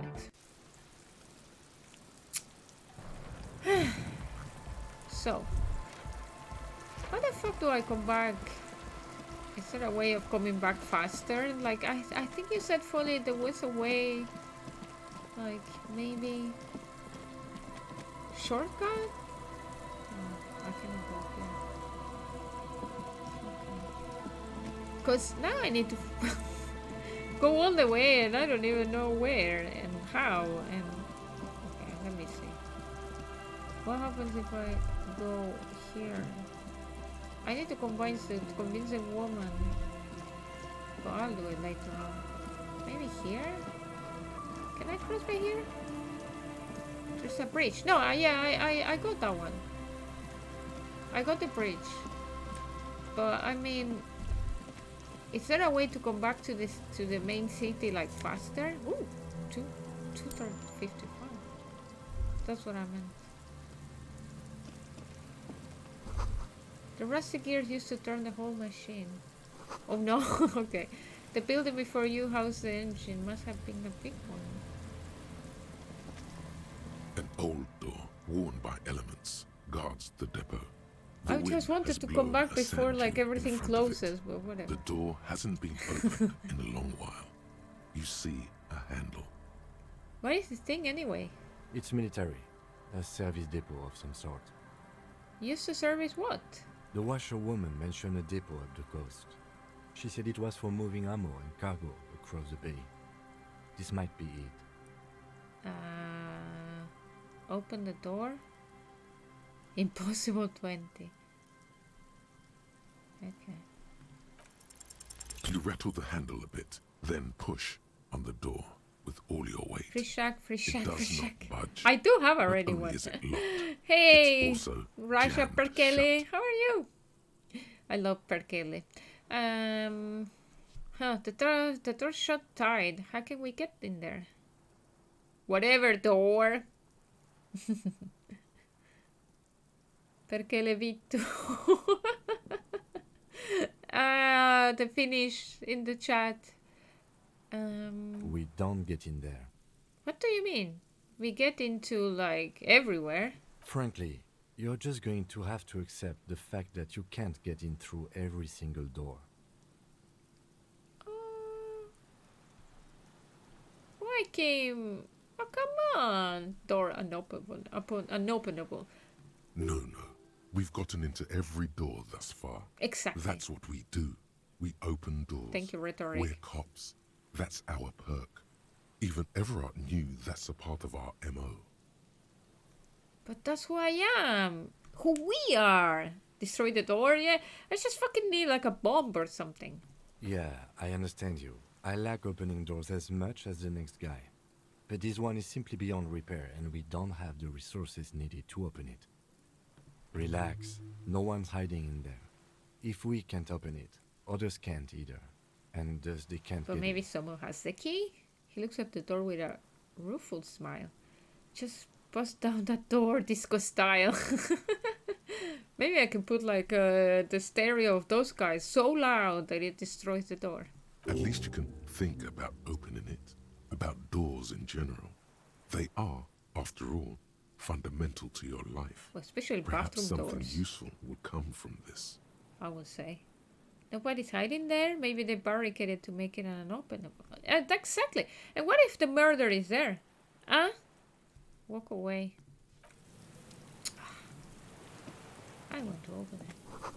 The chain trails off into the ocean to who knows where. Wait, can I try again An to old open? door, worn by... Fuck. Kim is such a bad detective. I know, like, come on. You cannot have, like, a door that is closed. Wait, what is this? Oh! Oh, I could have thought. I didn't realize that. What is it behind it? Plus one half-light. God damn it! It cannot be! A disgrace! That door on the coast. You remember the one, right? Yeah, I'm just next to it. The one that leads to the abandoned supply depot? Why, in the name of all that's holy, does it not open? Why? There has to be a way to get through that unopenable door. By gods, you are the police! All doors are supposed to open before you. Well, will the others at the precinct think if you can't open a goddamn door? There must be a way.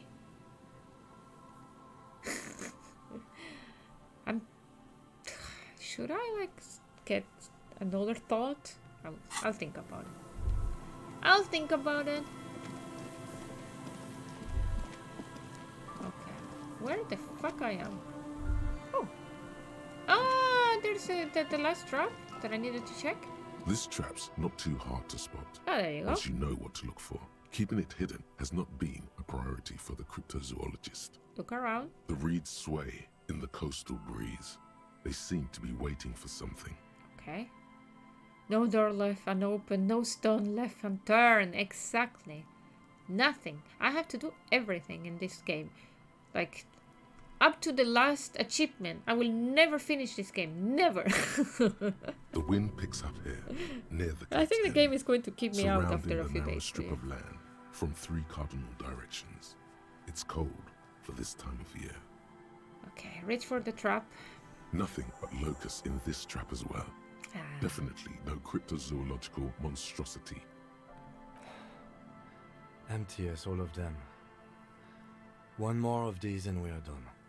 His face is red from the cold sea air. He crouches to catch his breath. You getting tired? No, I'm fine.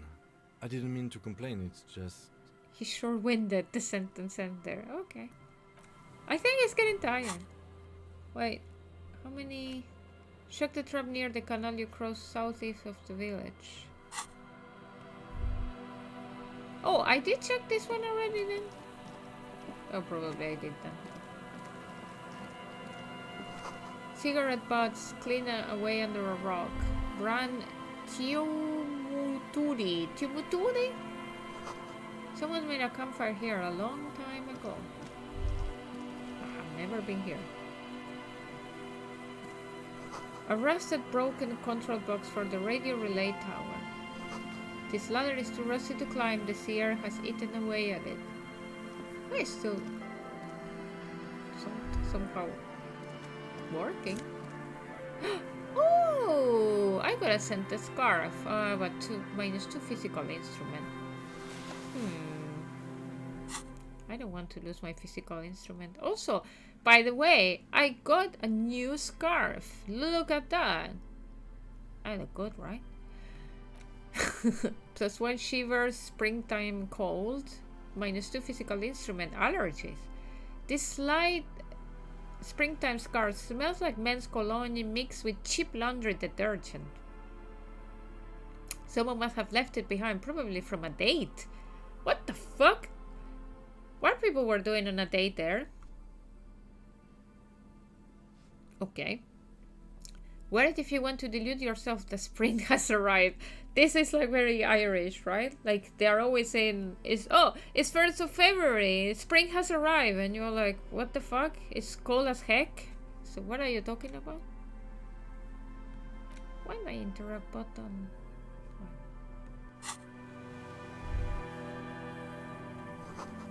Tiny inlets there, off in the far distance where the post trail toward.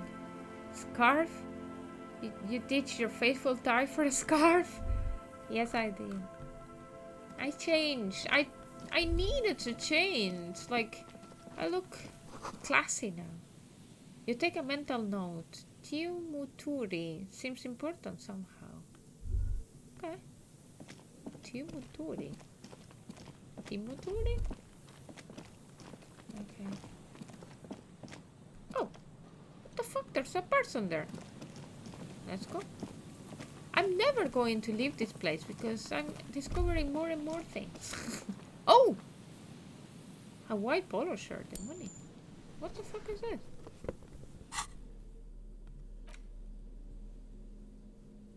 What's polo anyway? It's a game! Empathy, -1. No, really. What the hell is polo? It's a stupid game with horses. This shirt looks worn and smells a bit. You can't help but wonder, who left stuff in a tar container? What kind of man will even wear, a polo shirt? This must be one of life's mysteries that will never be solved. I know a lot of people that wear polo shirts. What's the problem? I don't get it. How do I get in here?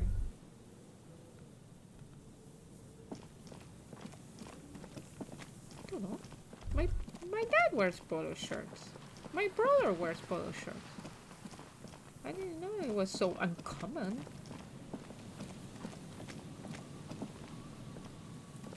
I need a fucking car here. Like, I don't even know where the fuck am I going. Wait. Have I been here? I mean, I never seen a polo player wearing a polo shirt. Really? I did. Oh, in Argentina it's common. Then again, I don't watch too much, but yeah. Okay, we have come back to the church then. Okay.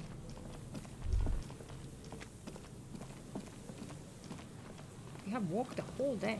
Someone has left an unidentifiable article of clothing on this railing. It smells really bad. Touch it. The cloth, if you can still call it that, makes a soft crunching sound as you thrust your finger into it. Take a closer look. It's streaked with dried seagull shit Oh. and tangled with pieces of seaweed.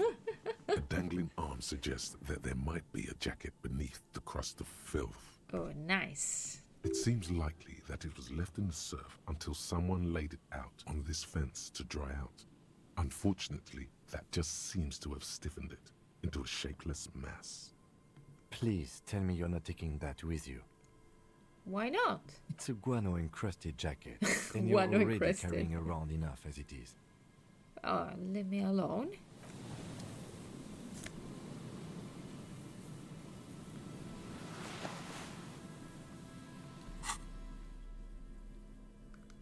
Wait, where is it? Oh, it's an interrupt. The filthy rag has been at the mercy of the elements for quite some time. It's streaked with seagull shit, and abnormally stiff from God knows what natural processes. You can't even tell what brand it is. Okay, Kim, I don't pay attention to you. I'm a detective. I have to investigate every shit that I see. As you hold it in your hands, it makes an uncomfortable crunching sound. Man, how did this jacket get so disgusting? It's a sordid, filthy tale, not for the weak. Are you sure you can stomach it? Think about it. It occurs to you that you're not even holding the jacket itself, but rather the thick crust of jetsam and seagull shit that ensconces it. That's a nice thought. It smells like a dead sea creature, tangled in grey strands of seaweed. It must have spent quite some time in the water before the tide deposited it ashore. Okay, but what's the crust made of? Somehow, it was carried or dragged to the boardwalk. If not by human hands, then perhaps the feral dogs that prowl the beaches at night. The faint impressions of many footprints are also present, though it's And me, impossible to tell professional what to kind or recognize how many. footprints. Suffice to say, the jacket spent some time on the ground before someone draped it over the railing. What happens once someone put it on the railing? The crust is hard. This jacket spent at least a day baking in the sun. Who knows what happened to it then? I'm just going to pretend I didn't think about any of this. It's too late. You've already thought about it, and now your hands are covered in muck. Ew, ew, ew! Ooh. Flick your hands. Now you're just flicking that shit everywhere. This is a disaster. You'll never get the smell out. Fuck. So there was nothing? So why did I take it? As you hold it in your hands, it makes an uncomfortable crunching sound. I want to hold it, yeah. Why did I fondle the shit jacket again? There is no why. Let's just put it away then. I needed to understand. Okay, my morale got a little bit down, but we're fine. Oh, bottle, thank you.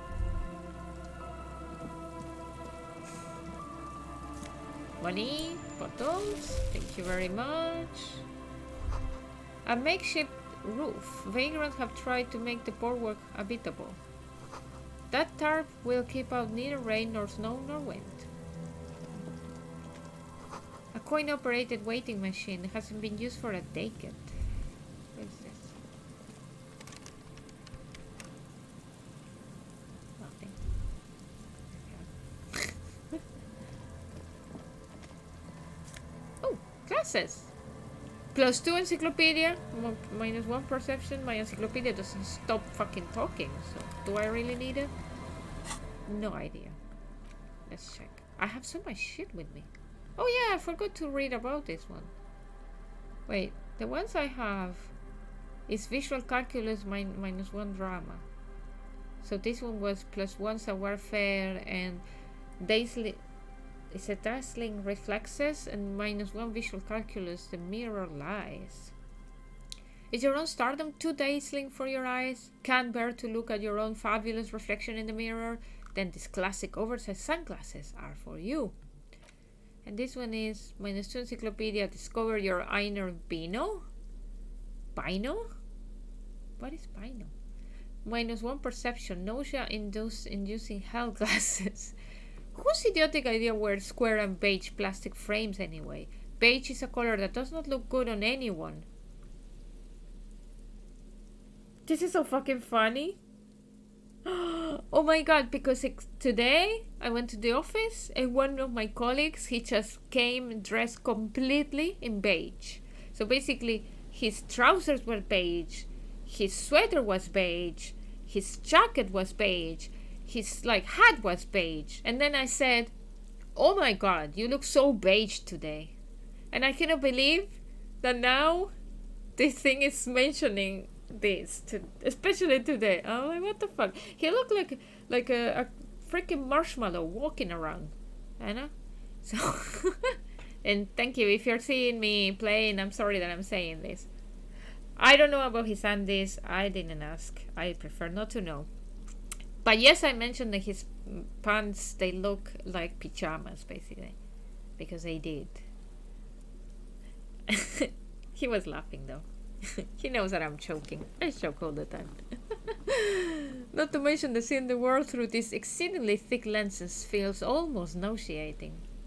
Beige is a cool color. I know, I agree. Beige is a great color. It's just like he was very monochrome, basically, you know. It was just like one color, just beige, you know. It was a little bit weird though. Especially because his jacket was so puffy, you know, puffy jacket and all beige, so it was a little bit funny. It's like, whoa, man, you're so beige. Vagrants have recently painted the dark red. Water drips from it. Do I change my glasses? Visual calculus or warfare? I do like having visual calculus though. So I don't know if I want to have a -1. Do I want to have more encyclopedia though? But the encyclopedia is fucking boring sometimes. It bothers me so much. Oh, money. Thank you. What's this? Where the fuck am I going? A big wine canister is open and empty. Except for glasses, too full of beige glasses like the one you just got, you have to be very disco. Now I want to buy beige glasses. Oh wait. The smell. It's awful and familiar. Oh. What is it? Don't you recognize it? That hideous pungency. That faintly cloying sweetness. Only death smells like that. Is that the smell, man? Thankfully Harry is very disco. Well, I don't know. I shave and I look weird now, so I don't know if I'm very disco now. Something cold wakes in the pit of your stomach. Fear. Why? It is death. It must be. Heads up, Lieutenant. Something's not right here. The lieutenant has already brought a handkerchief to his nose. Is that man dead? Wait, what is this? First. There's some tear, an empty cigarette package, and a crumpled kebab wrapper in the trash bin. Examine the tar. 2 empty bottles of Tallulah vodka and a can of black potent porter is all you find. Okay. Tallulah vodka. No, there's more in there. Livis strawberry liquor, plus some Pilsner bottles too. Better not pick them up. They seem unhygienic. A tragedy. The lieutenant looks in the can, eyes watering from the smell. He shakes his head with genuine sadness.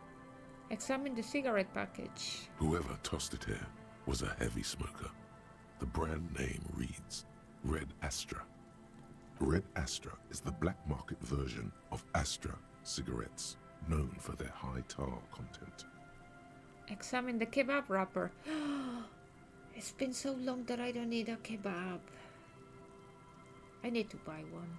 You see traces of mayonnaise and ketchup on it, No, but as not well with as a ketchup. tomato wedge.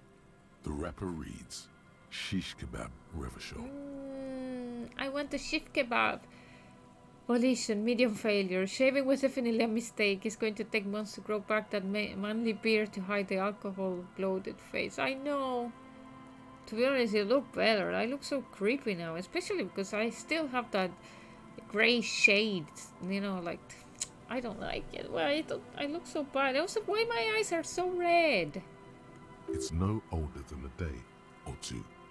And No now I old want a yet. shish kebab though. It's hard to concentrate in the smell. The sea air brings some relief. A man lies on the boardwalk, his limbs bent and neck turned at an unnatural angle. Right next to him is an empty bottle of spirits. In his cramped hand, a chewing gum wrapper. Half of his body has slipped between the cracked boardwalk, starting with the right leg. The fall has left him broken, contorted like a sad puppet. Jesus. The smell is not as bad as a 2-week-old corpse, but it's definitely getting there. Been there, done that. Bought the t-shirt. Hold on. The lieutenant squats next to the corpse and examines his face. Two bulging eyes stare back at him, void of any signs of life. Lividity is faintly pronounced. Whoever this is, he's been dead for 2 days. No longer. He We need to stamps out. investigate. Okay. He stamps out as a gust of wind blows through his bomber jacket. We found another dead body! Another dead body. This is your job. Steel yourself. Calm now. Carefully. Just another day. Just another dead body. Breathe. Exactly.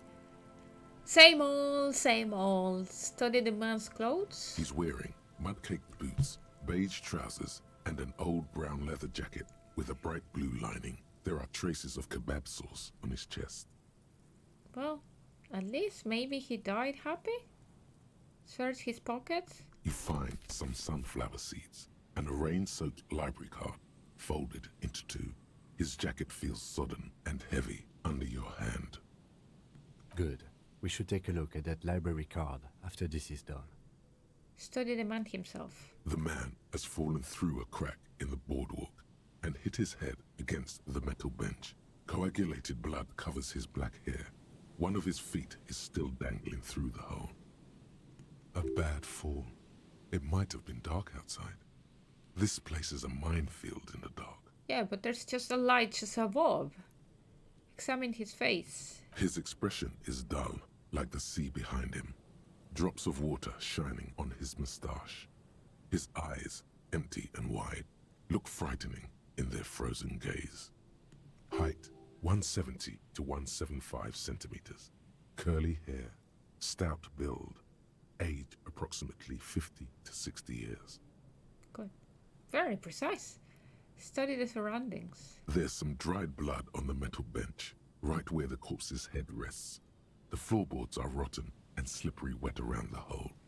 An empty bottle lies nearby. A chewing gum wrapper is clutched in his fist. Examine the man's head. A dried chunk of blood covers the hair at the back of his head. An open wound. It's sticky and cold to your touch. Why am I touching it? This is what killed him. Yeah, I can imagine. He just fell and hit the head. I don't see any other major wounds, do you?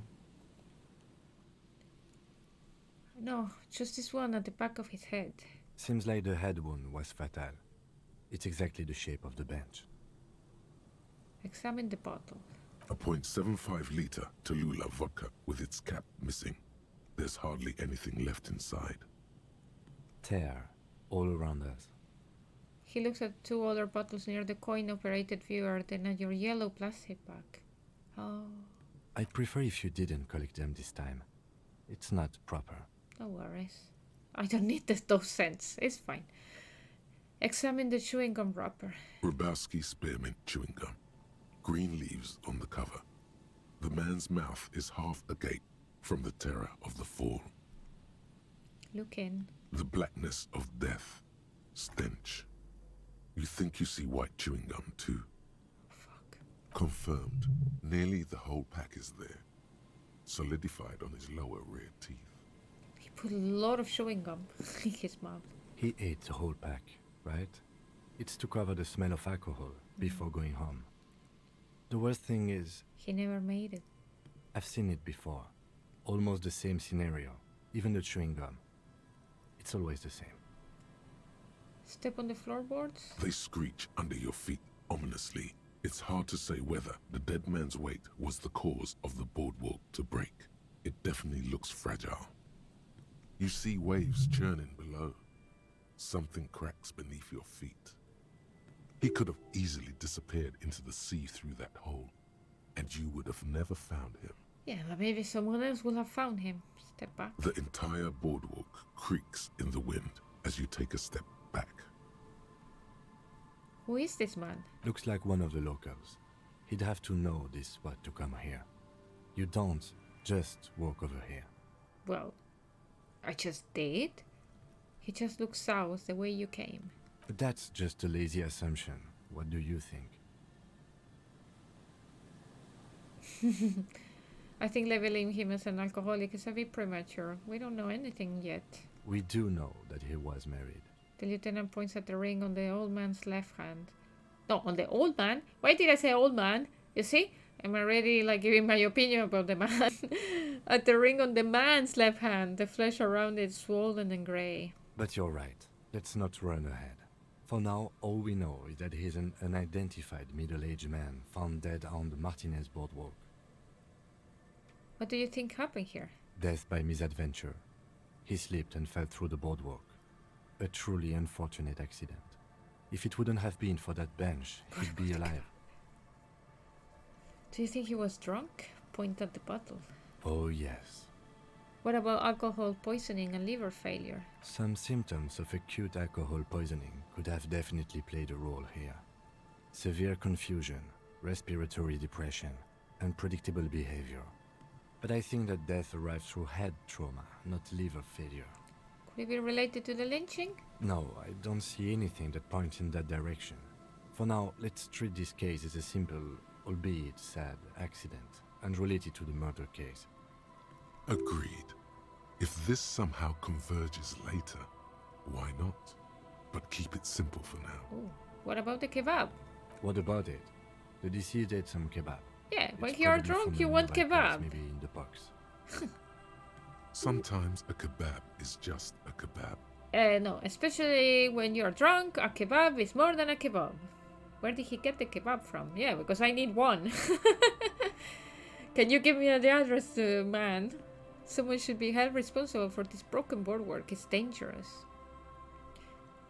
Yeah, I need to get a kebab. I'm not going to say that. The guy, he was just drunk, right? It does seem to be a pretty straightforward misadventure, although there's still a question of identifying the body. What should we do with him? From where I stand, I can see two options.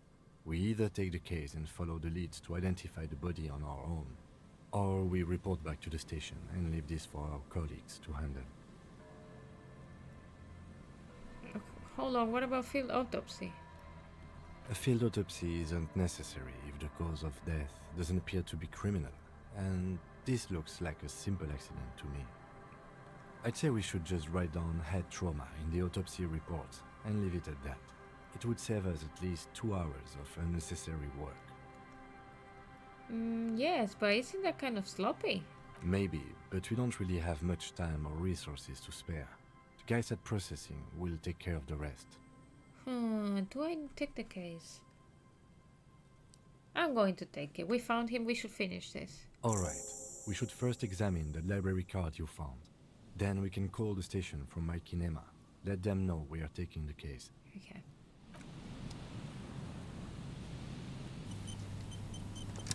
What is this? This coin operator view has been out of order for years. Okay, let's look into the card.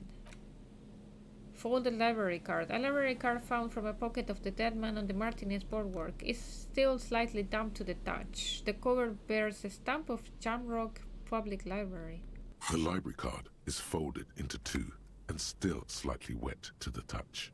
The front side reads, Central Jamrock Public Library card, issued to Billy Mejean, expires Billie July Jean? 53. Billy Jean. Okay. Billy is a unisex name. Could be the deceased, or his family member. Look inside. Whoever owns this card is an avid reader. Okay. You find a list of books written in blue pencil. Radio thriller. Thriller. Stand a little less between me and the sun. The last one in the list is The Glinton Curve by M. Theobald. A library stamp indicates that the book has been returned. It's been so long that I don't take a book from a library. And I was just thinking, because I registered to the library just like it's down the street from my house, and I was just thinking why I don't go more often, but I don't know. It's so weird, right? Like, I just feel scared now of going to libraries when before, when I used, when I was younger, like, I used to be like all the time. And now I feel weird. So strange. Most of these titles seem to be in the sci-fi genre. I like this Some person. thrillers too. Thriller, sci-fi's. Good. Look at the backside. If lost, please return the card to the library.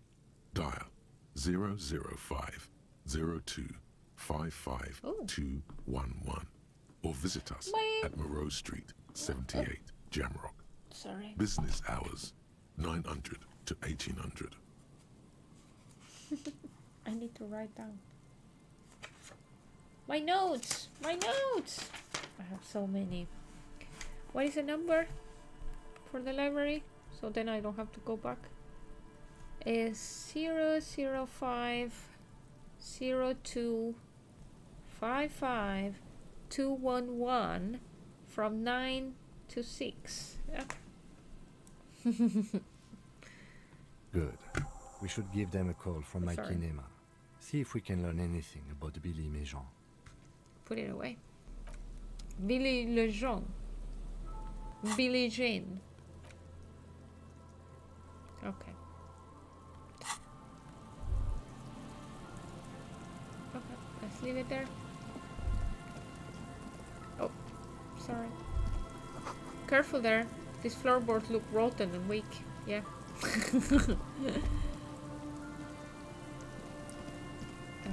I didn't care. I just passed by. So let's go back. Yeah, there is a phone there, but it's too late now, so I cannot use it. Oh. The remaining windows rattle from a strong gust of wind. They're covered in a thick layer of grime. They must have been like this for 40 years. Lieutenant, can you make out what's inside? Point at the windows. No. I won't even try. You know, He take his glasses off. I had a partner once. They called him Eyes, because he had to show me things. It's that bad.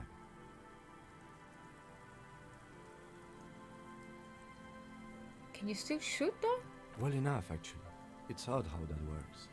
I'm no sharpshooter, but I passed my shooting courses 7 out of 10. Wow. Fair enough. Fair enough. I think I've been here now already. Yeah, I cannot go there. So I think I'm already turning around, right? From where I came from? Did I come from here? I don't know where the fuck I am anymore.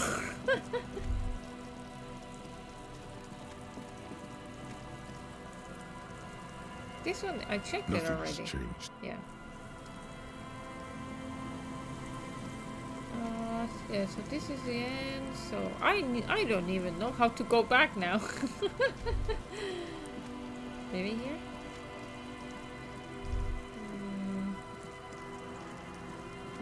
How the fuck do I go back? Oh, it's one here. Did I check this one? Nothing's changed. Ah, yeah, I checked it. Fuck! I check all the traps. I'm missing one. It says that it's close where I crossed the canal, but God knows where it was at. Where the fuck did I cross the canal? I don't know.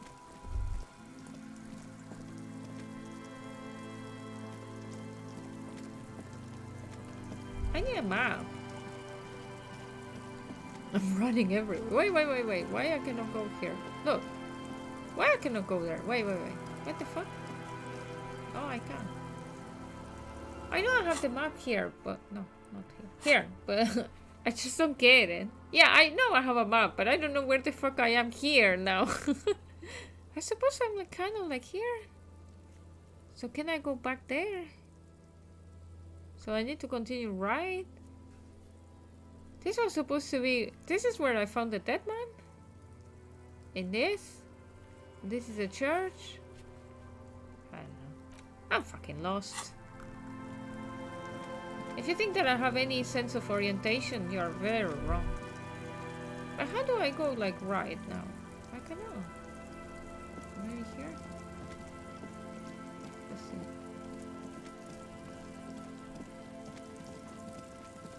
Look, I'm going all this way now. The fuck? Why? Where am I going? You can fast travel.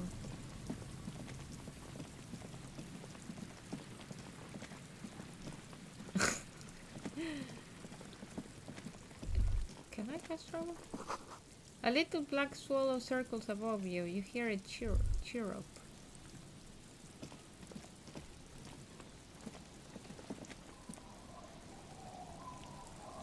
What the fuck is it?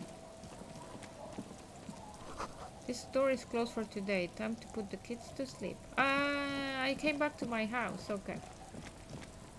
So this is my house. Nice. At least I know. Oh, who's this? Hi, officer. Lillian, the net picker. A woman in a raincoat stands on the quay, considering an overturned boat. A sword in a scabbard hangs from her hip. Anything I can help you with?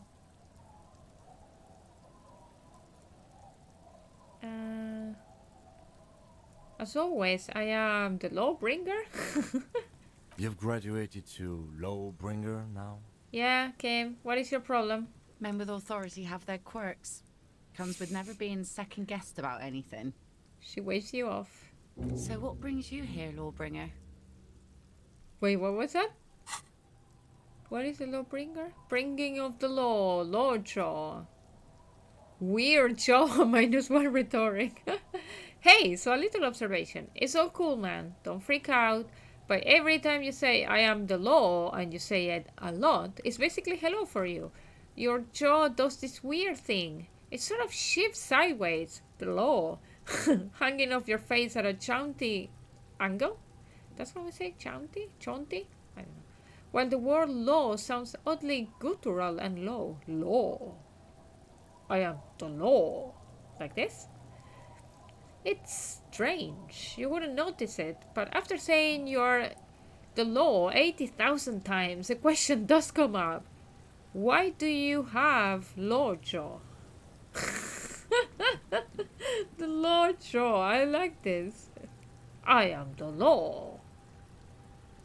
I'm going to start using that. That depends. Where are we exactly? A fishing village on the seashore. This place doesn't really have a name. It's sometimes called Elysium. Oh, hello, Dragon Garland. Jaunty has the same vowel sound that is law. Jaunty, law, jaunty. The English is weird. Why? The sign on the street leading here is illegible. Oh, okay. Has been since they built this place. The wind rattles her earrings. Yep, English is ridiculous. Well, a lot of languages are ridiculous, but yeah. English is hard to master pronunciation like 100%. That's a problem. I have questions. The first is, what's your name? In fact, I know, Lillian, but tell me. The name is Lillian. People call me Netpicker. I think I have time for questions, and that was actually the second one. Fair enough. Indeed, you're always confused as to your whereabouts. Yeah. The first is, I already asked before. Sorry. Ask her about the cool sword. Helps to break the ice. Nice sword. Point at the saber on her hip. Does it come with a story? Unfortunately, the factory sold this one with a 3-year warranty instead of a story. It's to intimidate folks mostly. It is imposing. It's a regular mass-produced sword, like a shovel or an axe. Nothing fancy, just for intimidation. Why do you need intimidation tactics? Like, why? Okay, she is a little bit obvious. She's a woman alone there in the middle of the night, so it's 10:30. From time to time, people need a lesson in respect. That's just the way it is. Back in the day, I caught the eyes of many men. And believe me, men need a lesson in manners from time to time.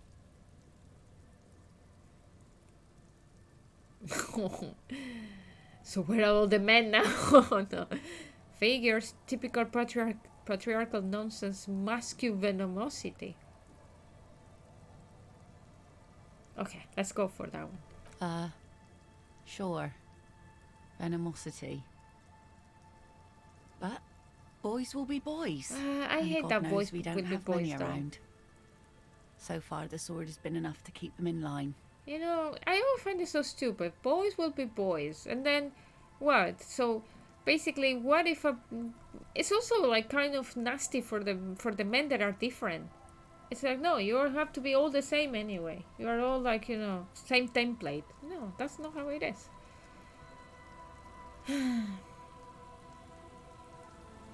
So where are all the men now? Some went to patch their wounds, their lesson learned. Others were more thick-headed. And one of them, I ended up marrying. You see? If they are thick-headed. Guess I enjoyed the way he bled. I like her. Her expression doesn't change. It's hard to say if it's a joke. If it is, then why the melancholy? Where's your husband now? Gone. Oh, wow. Gone where? To the waves. The sea took him. Oh, fuck. It was a long time ago.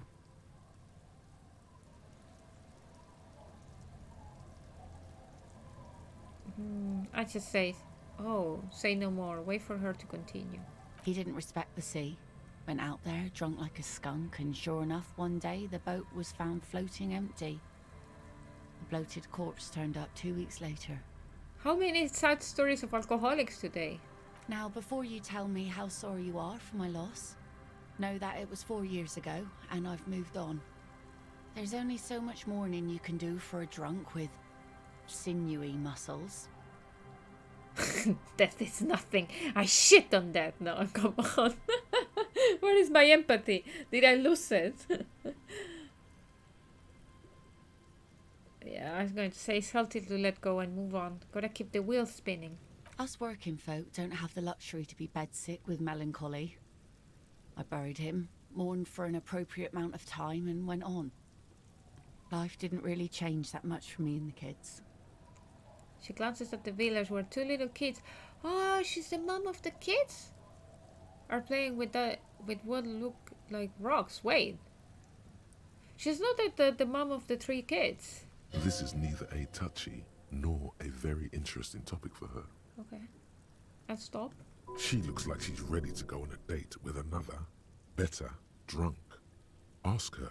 Both of you could need some action.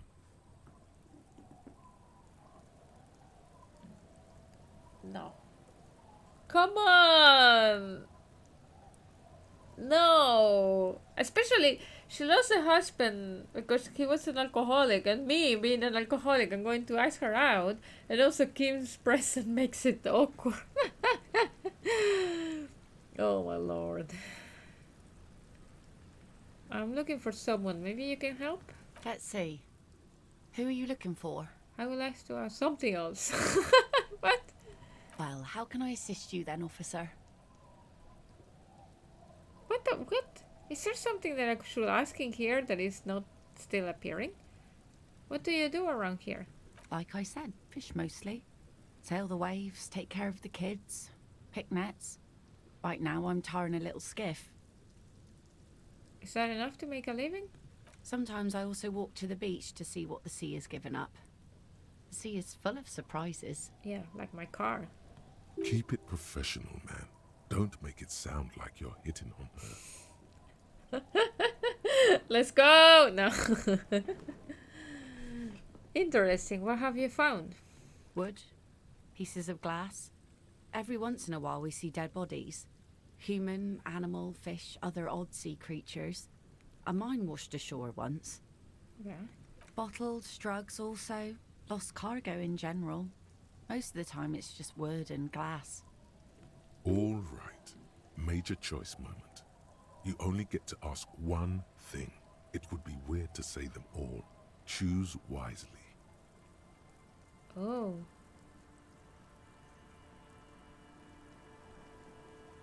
Let's go for the human bodies. I need to know about human bodies. Well, you're barking under the wrong tree then, officer. I have no interest in floaters. Seen enough of them in my life already. Very unattractive bunch. Well, especially your husband. So, I take it that's your skiff? Point at the overturned boat. Sure is. The Sun, I call her. Coated with a fresh layer of tar just yesterday. It'll take some time for it to dry, assuming the sunny days continue. Sunny days? Put your hand in the rain. That's very, very Irish. Aye. Sunny days. You got a problem with that? No, just saying. No, ma'am. We have no quarrel with sunny days. Good. It would have been bad news had it turned out it wasn't a sunny day. Bad news for the skiff, bad news for the nets, bad news for the kids. There's a moment's silence. She looks at the rain streaming down the yellow belly of the boat. When do you think the boat would be ready? In time, when the sea turns and the winds settle, she will be ready. My prediction, it will be at least 2 days. Let's not ask that. Okay, see ya. Thank you. What are these doing in the fish? What this? Oh, boats. Boots. Boats. A soft day. Yeah, sure. That's so Irish. A soft day. What the fuck is a soft day? I never heard that before coming here. I'm like, what? +1 perception. A view from above. Good old calf-length cavalry boots. Mount the horse and ride into the night. The heel comes in handy too. It definitely makes you some good 5 centimeters taller, but it could be that it's also making you sharper, more perceptive to your surroundings now that you gain a new perspective. Should I? Wait, this one gives me... I don't know. Oh yeah, the taxation things. I'm going to change. Look at that. It looks so beautiful. There you go. Ha! I look good. This boat is floating freely in the water. What's this? Oh, what? Yeah.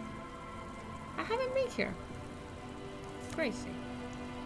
See all the places I haven't been? Look. The plank creaks beneath your weight. Oh my god. The ladder leads to a school of fish swimming in the kelp.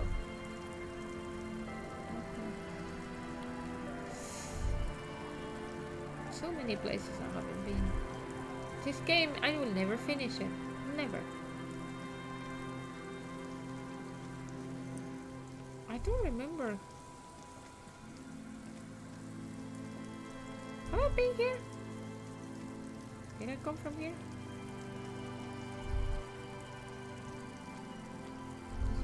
Oh yeah, I remember this.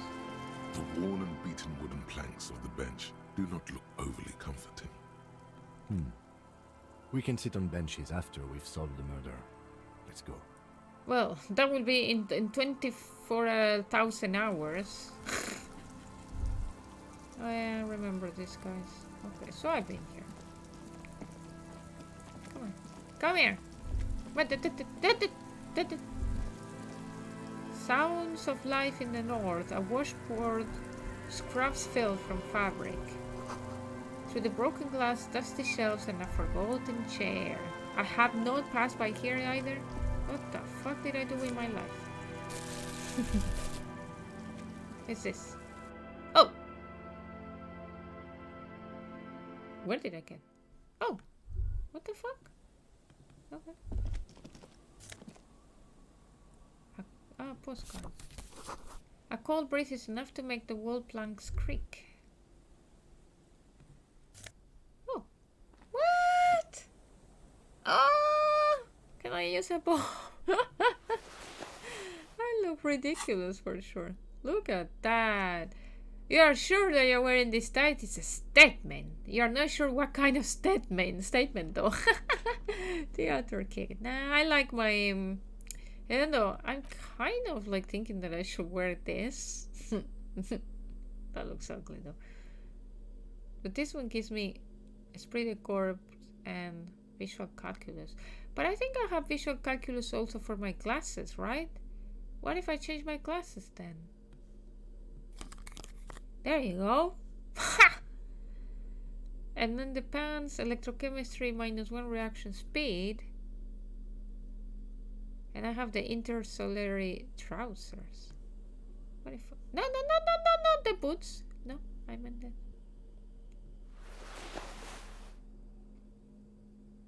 Moralist pants. There you go. Now I'm getting places. And I have this that gives me logic, but this one gives me rhetoric. I like logic though. And the gloves, yeah, I have electrochemistry from the gloves. Oh, so this one, wait. I'm losing rhetoric from this, but I could gain rhetoric from this. Should I? I don't know. I'll think about it. And I got a postcard. This postcard depicts a forest of smokestacks releasing fat plumes of smoke into blue, cloudless sky. The tinge of age, the color of old teeth, give it a sickly look. Written on the back is a single sentence, repeated twice. I got out. I got out. No addressee. Wow. Wait. Why is this still... Okay.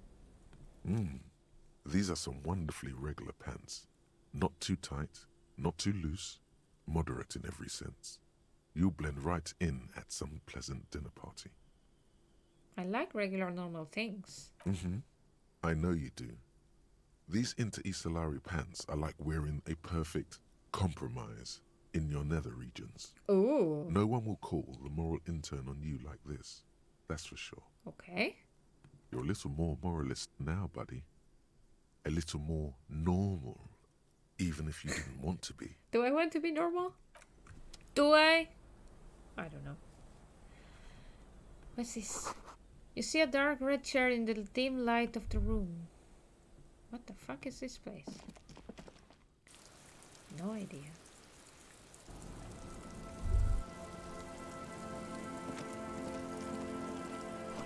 There's a boat tucked away underneath the tarpaulin cover.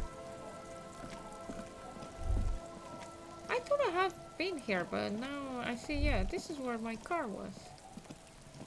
So how I missed that? No idea.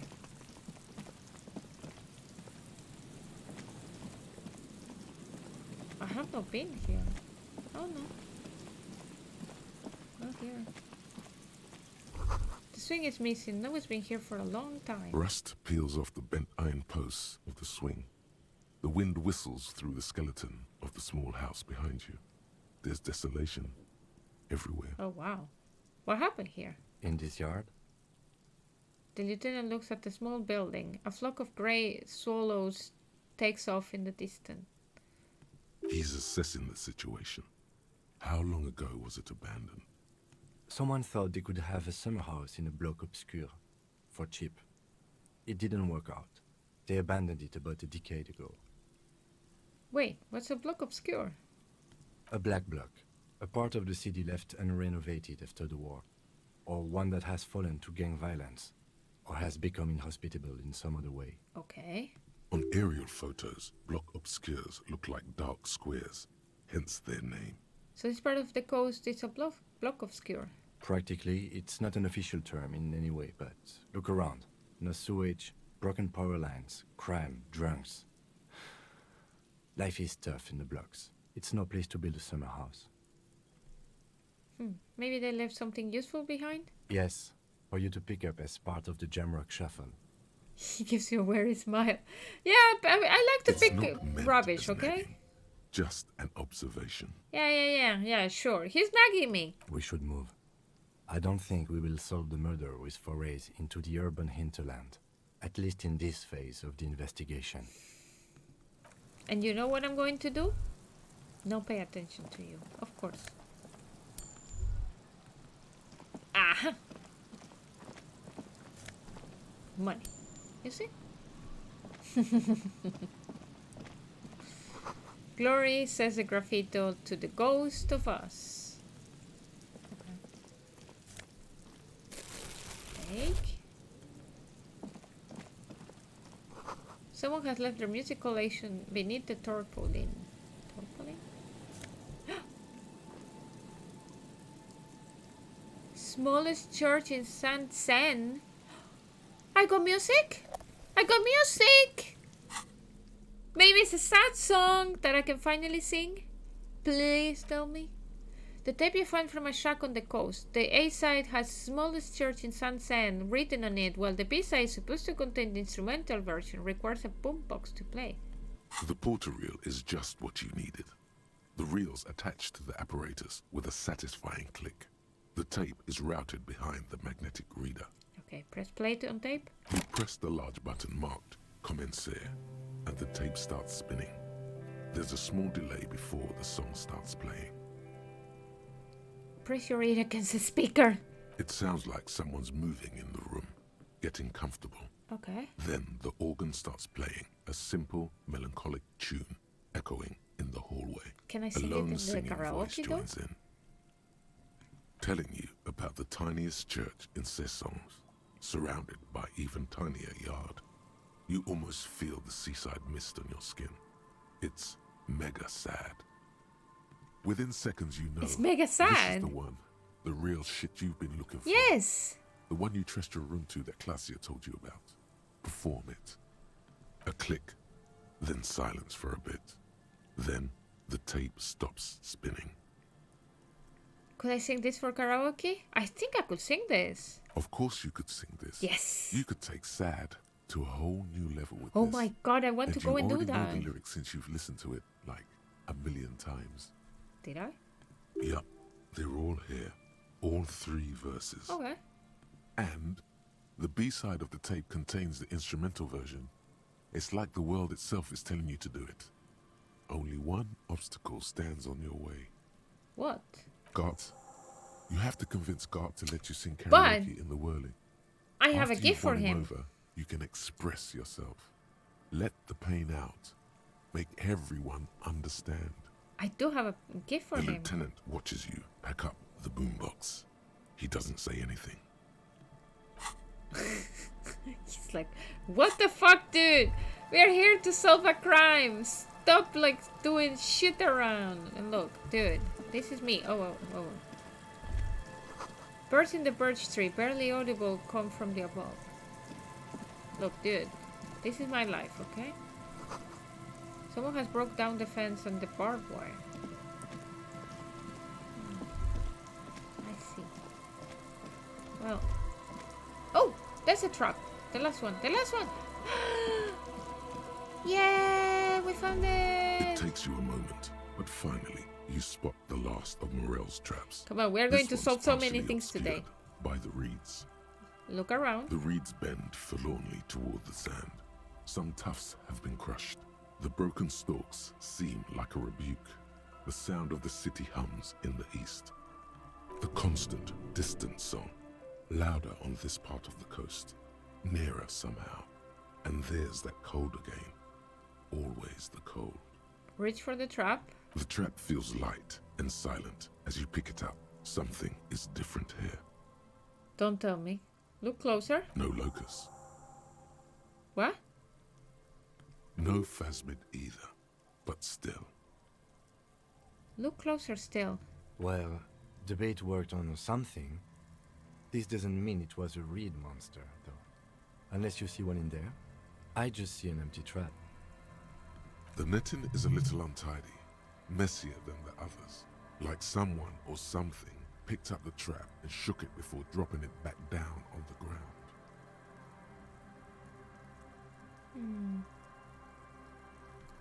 I do get the feeling that someone or something may have messed with the trap. Perhaps our cryptozoologists have competition in the form of an actual entomologist, or someone else is sabotaging them. I could present more theories, but then I would be taking this on as a case, which I'm not. Yeah. Yeah, it probably wasn't the Phasmid, but still, Morel needs to know. We did sort of promise to tell them, didn't we? He seems to regret the fact. Leave. Ahead, take its all concrete defenses. Children play in the snow. Ah, I thought I was going to get somewhere with that. I don't know why I was feeling that I could find the Phasmid or whatever the name of that thing is. Well. Wait, what's this? Okay, that's close. Okay, let's go back to the city. So, first of all, do I have time? What time is it? Oh, fuck. But I wanted to go and see the man. Scribbled between the thighs of a pastry girl, l'origine du disco. L'origine du disco. No, I didn't want to go and do that. I wanted to go see the man after 9 o'clock. I think for that I have to go, sorry, this way. Am I correct? And then this way. I need a freaking map. Oh, and can I enter this way? The building. Maybe it's faster. Yeah. And then I go upstairs. Here. If I remember right. Oh, there it is. A maroon glow of light pollution rises from the east. You hear distant traffic. Night is falling on the city. Okay, let's go and talk to him. Right now, because I don't want to waste time. Gendarmerie, you found me. The young man on the balcony gives you a bright smile before taking another drag from his cigarette. His slender figure is backlit by city lights, its distant streets and motorways flashing like diamonds. Okay. It feels like a Friday. He seems to be in a good mood tonight. Yeah, like me, because it's a Friday. We got your hint. Found the key right under that stone. Beautiful. He replies, smiling. As he looks at you, something sparkles in his eyes.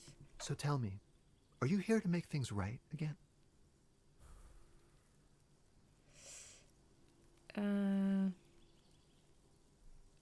That's what I'm aiming for, yes. Beautiful. He says again. A nearby strip lamp casts shadows on his chin, drawing out the slender cheekbones. I have some good news for you. My Sunday friend is visiting me tonight.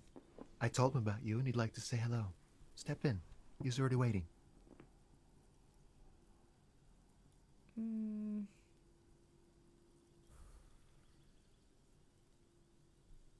By the way, I'm really digging the view here. Point to the city skyline. Mm-hmm. That's why I chose this place. Martinez is special, isn't it? Wait. Suddenly you are digging things? The lieutenant whispers to you, shaking his head. Well, you know. It is Friday tonight? It feels like Friday. Yeah, it does feel like the end of the week. Yeah. Such gentle weather. Why would I want to meet your friend? Trust me, you do. Very well, I'll talk to him, but first I want to talk to you. I have so many questions. That's nice, but I don't have anything to tell you. It's my friend you're looking for, not me. Okay. He takes another drag of his unfiltered cigarette and looks around. It's getting dark and the neighboring windows have lit up one by one. Downstairs, a cat crosses the yard, disappearing into the bush. Besides, I've got to run. Run where? To the city. It's a beautiful night. Only if you promise that we'll talk again. It is important. Something flutters in the corner of the lieutenant's mouth as you're saying those words. We'll talk. Just not tonight. Okay. Take care, alright? Huh. This dude. What now? He finally made up with the mysterious smoker on the balcony. He said the one you really want to talk to is his friend. This friend is waiting for you inside the apartment. Go and meet him right now. He won't be there later. Okay, let's do it right now. Okay. Huh. Sing the karaoke. And he's gone again. Looks like it's becoming a theme for him. There's something so different, yeah, about him that I can't just put my finger on. Different, of course. There is something just so mysterious, yeah, about the way he talks and moves. Oh, he smells so good! No, I'm not going to say that. Something so mysterious about the way he talks. The lieutenant squints his eyes, trying to hold back laughter. Very mysterious. Very. What the fuck? What was that? Come on, detective, let's go. We've got a potential witness to interview. His Sunday friend, remember? I know. He knocks at the apartment door before you. Okay, let's go. Let's do the last thing for today. Ooh, a lot to see. A quarterly business magazine. Oh, fuck. I don't need to hear that. No quarterly business. An old photo of the same apartment dated year 01. Expensive men's perfume lingers in the air. Bucket of paint on a layer of old newspapers. An exquisite canopy bed made of metal. At least this is the nicest apartment I have been in here. An empty ashtray. Dishes soak up in a pot. Flyers for underground parties. Dates for open lectures at the local university. Yeah, interesting. What's this? Oh! Samaran conical hat? What the fuck? Am I going to wear that? Super logical for a cop to wear this. It is, depending on where the cop is. Minus one suggestion, insensitive bachelor party vibes. This Tony cone-shaped hat looks like a beacon of Samaran wisdom. Its straws sticking up like antennas. Thank God you can't really see people's reactions when they see you strolling around in this incredibly insensitive headpiece. I need to try it, though, just to try it. Oh, Lord.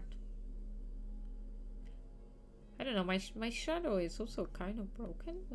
Let's pretend nothing happened. Okay, what is this? Oh! A party dragon silk robe? +1 drama, +1 electrochemistry? What the flying fuck? Become the dragon! Become an addict in a strange bathing robe. Yeah. This list is silky bathing robe in vibrant blues featuring a roaring dragon on its front, ready to take off into the night. A red belt has been provided for fastening. It's culturally insensitive, but only for people who are not from Seoul. The real Seolites probably don't care. Oh god. And it's like something different underneath because this doesn't look good though. Oh well. Not for now. Not for now. Let's talk with the man. Officers of the Revachol Citizens Militia. The man in business casual removes his cufflinks. You shouldn't be seeing him in an intimate setting. For some reason, you feel this man is your superior. What the fuck? Superior, but he's not in the command chain. Okay. My name is Charles Vildrouin, and I am an official with the coalition government. I work for the Institute of Price Stabilité on assignment from Sur la Clé. Very French, and his pronunciation is perfect because you can hear like he's French. I heard you talking to my friend outside. Very good. Super. I am here to assist you in any way possible.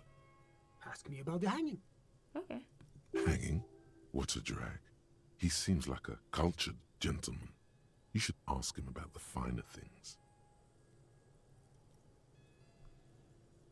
Yeah, before we get to that, tell me where you got this beautiful silk robe from. Oui, pamplemousse. Oh, we got it from an atelier in the East Delta Commerce Center.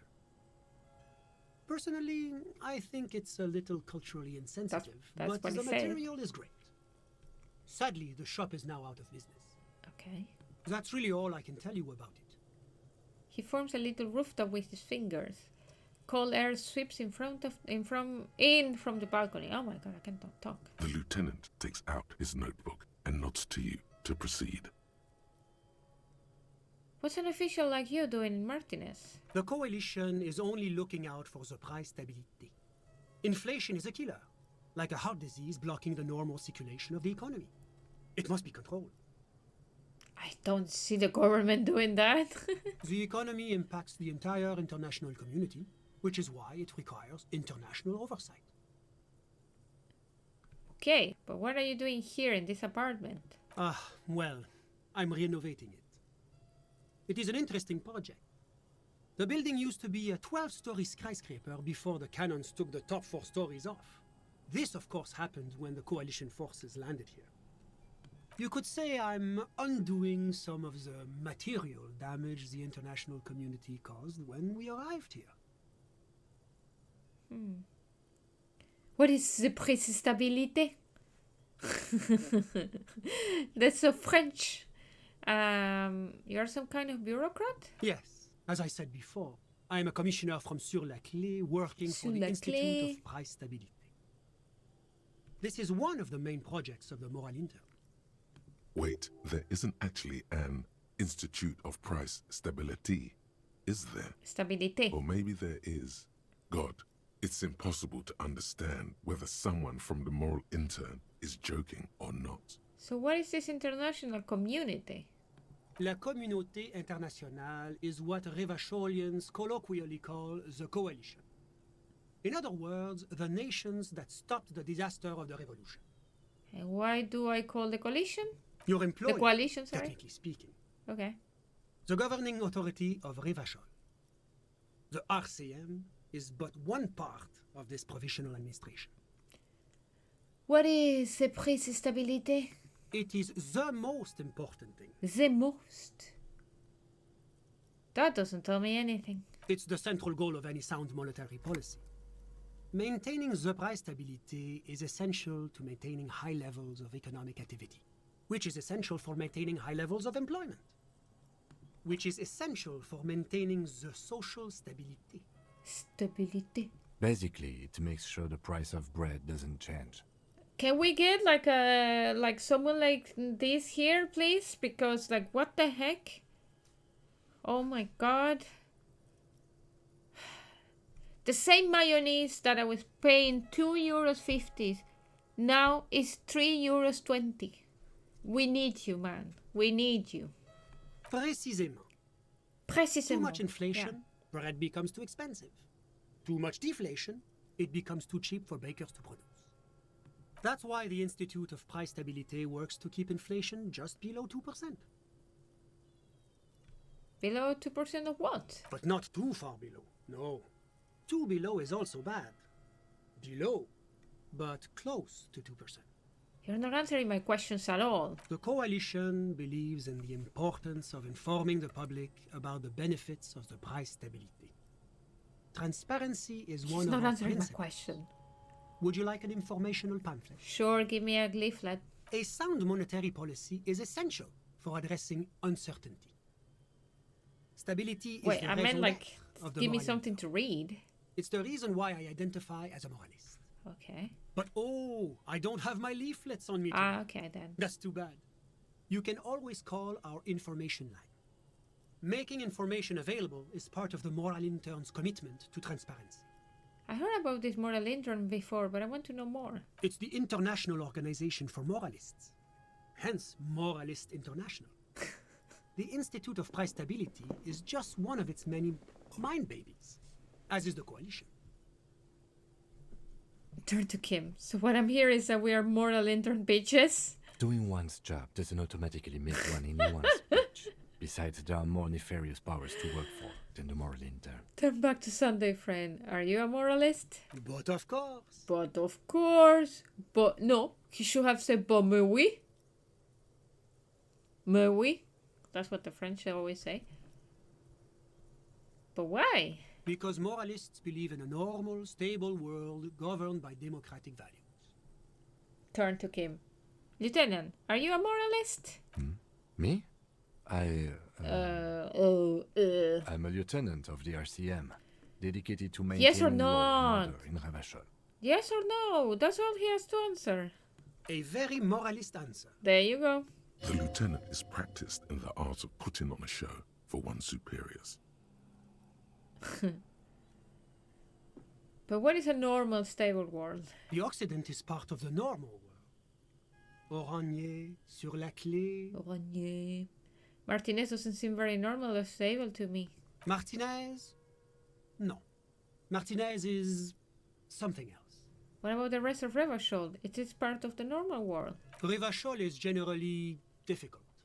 It's led by an interim government, which means it hasn't yet achieved full democracy. But they are working towards it. You're all doing very well here, relatively speaking. He gives you an approving note.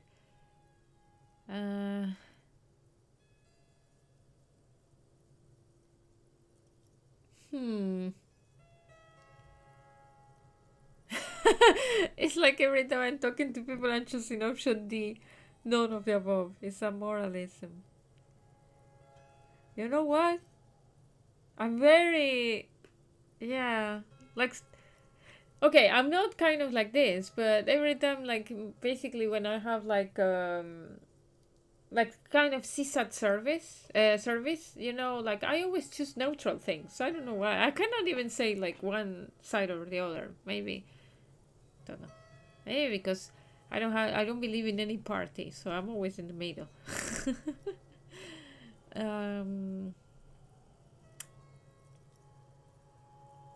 Let's say this one, yeah. It's like every time I'm talking to people, I'm choosing option D. None of the above. Is that moralism? Is this option D usually the most reasonable answer?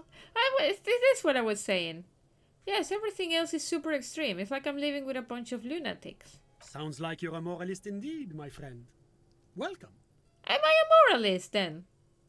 I just find that all the options like super satisfied or unsatisfied, it doesn't fit with me. So it's always like middle, neutral. Moralism is all about compromise and achieving the achievable. Okay. It's pragmatic, realistic, and level-headed. An ideology for doers. Are you a doer, my friend? It looks to me like you are. And it is very strange, because I had like a very long conversation with a friend this week about like how I feel that I'm a realistic, because he was saying that he's a pessimist. That I'm not an optimist. I feel like I'm a realist, because like I just believe that you can do things. That's what like pessimism doesn't work with me, because yeah, I just don't feel like, oh, everything is bad, so then you don't do anything. But whatever. I don't know if I'm a doer though. Sometimes in the morning I believe I'm not. Now, enough of this delightful political interlude. Oh yeah. Was there anything else you wanted to ask? Tell me about Sur la Clé. What's there to say? Sur la Clé is a modern, urbanized country that measures very high on Under the the Human key, by the way, Development and Mrs. Freedom Index. Mostly, though, it's known as the executive heart of EPIS. Oh, I thought it was AP. Moreover, it is a great sponsor of less emerged countries. Okay. Revachol is only one of its many darlings whose progress it supports and cherishes. I started to be tired. Darling, that can't be an official designation. What makes Revachol sur la clé darling? Because a great percentage of Revachol's culture hails from Sur-la-Clé. Its language, its people, its cuisine even. Or at least in the downtown La Delta area. Okay. Jamrock and other parts of the international zone have been mercifully spared of Sur-la-Clé's love for meatballs and mashed potatoes. Tell me about Orient? What is the pronunciation of this one? Let's listen again. I always forget it. Oranje is an exemplary nation who, as a core member of EPIS, contributes 28% of our annual budget. Okay. Next to Sur-la-Clé, Oranje is probably the most prominent member of the international community. Which one of them is more EPIS? As founding members, they are both very EPIS. Okay. Oranje carries a lot of political weight, while Sur-la-Clé takes care of the business side of things. That's such a weird name. Sur-la-Clé hosts the headquarters of the major EPIS institutions. Okay, but outside of APIS, what is Oranje? Oranje's economy is one of the most advanced in the world. Okay. It has successfully transitioned from heavy industry to advanced services and generally acts as an engine for sustainable change in the international community. But that didn't tell you anything about Oranje. Can you just talk like a normal person? I don't think so. About what? About Oranje. Just tell me what it's like there. Oh, it's very urban and very well organized. Their streets are clean, their horse cars run on time, the people are polite and efficient. Like I said, they are an example for less emerged nations to follow.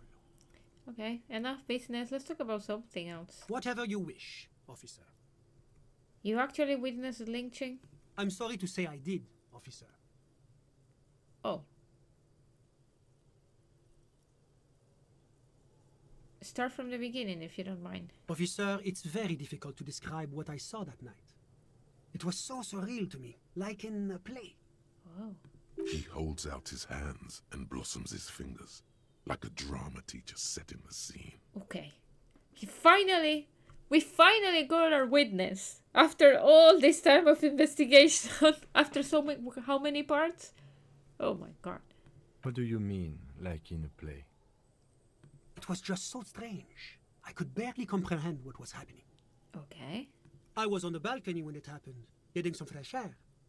I remember that first they came in, carrying what looked like a body. And then I saw all the surrounding windows go dead, one by one. That's when I understood. I should not be seeing this. Sounds like the victim was unconscious, or at least incapacitated. Well done, detective. Yeah, I know. He was dead already. He nods to you. Who were they? Can you describe them? I couldn't see their faces well, and there were quite a few of them. But they were very loud and very Martinez. He poses looking for the right wording. Let's just say that the laboring classes can get rather expressive with their profanities. How many of them were there? I couldn't tell you exactly. Less than 10. Maybe 8? Okay. The lieutenant sends you a sharp look at the mention of that number. Were any of them huge? Like 200 kilograms huge? That's a giant you're describing. No, they were all quite human, as far as I could tell. What happened next? I went back inside. Were you able to see anything from inside?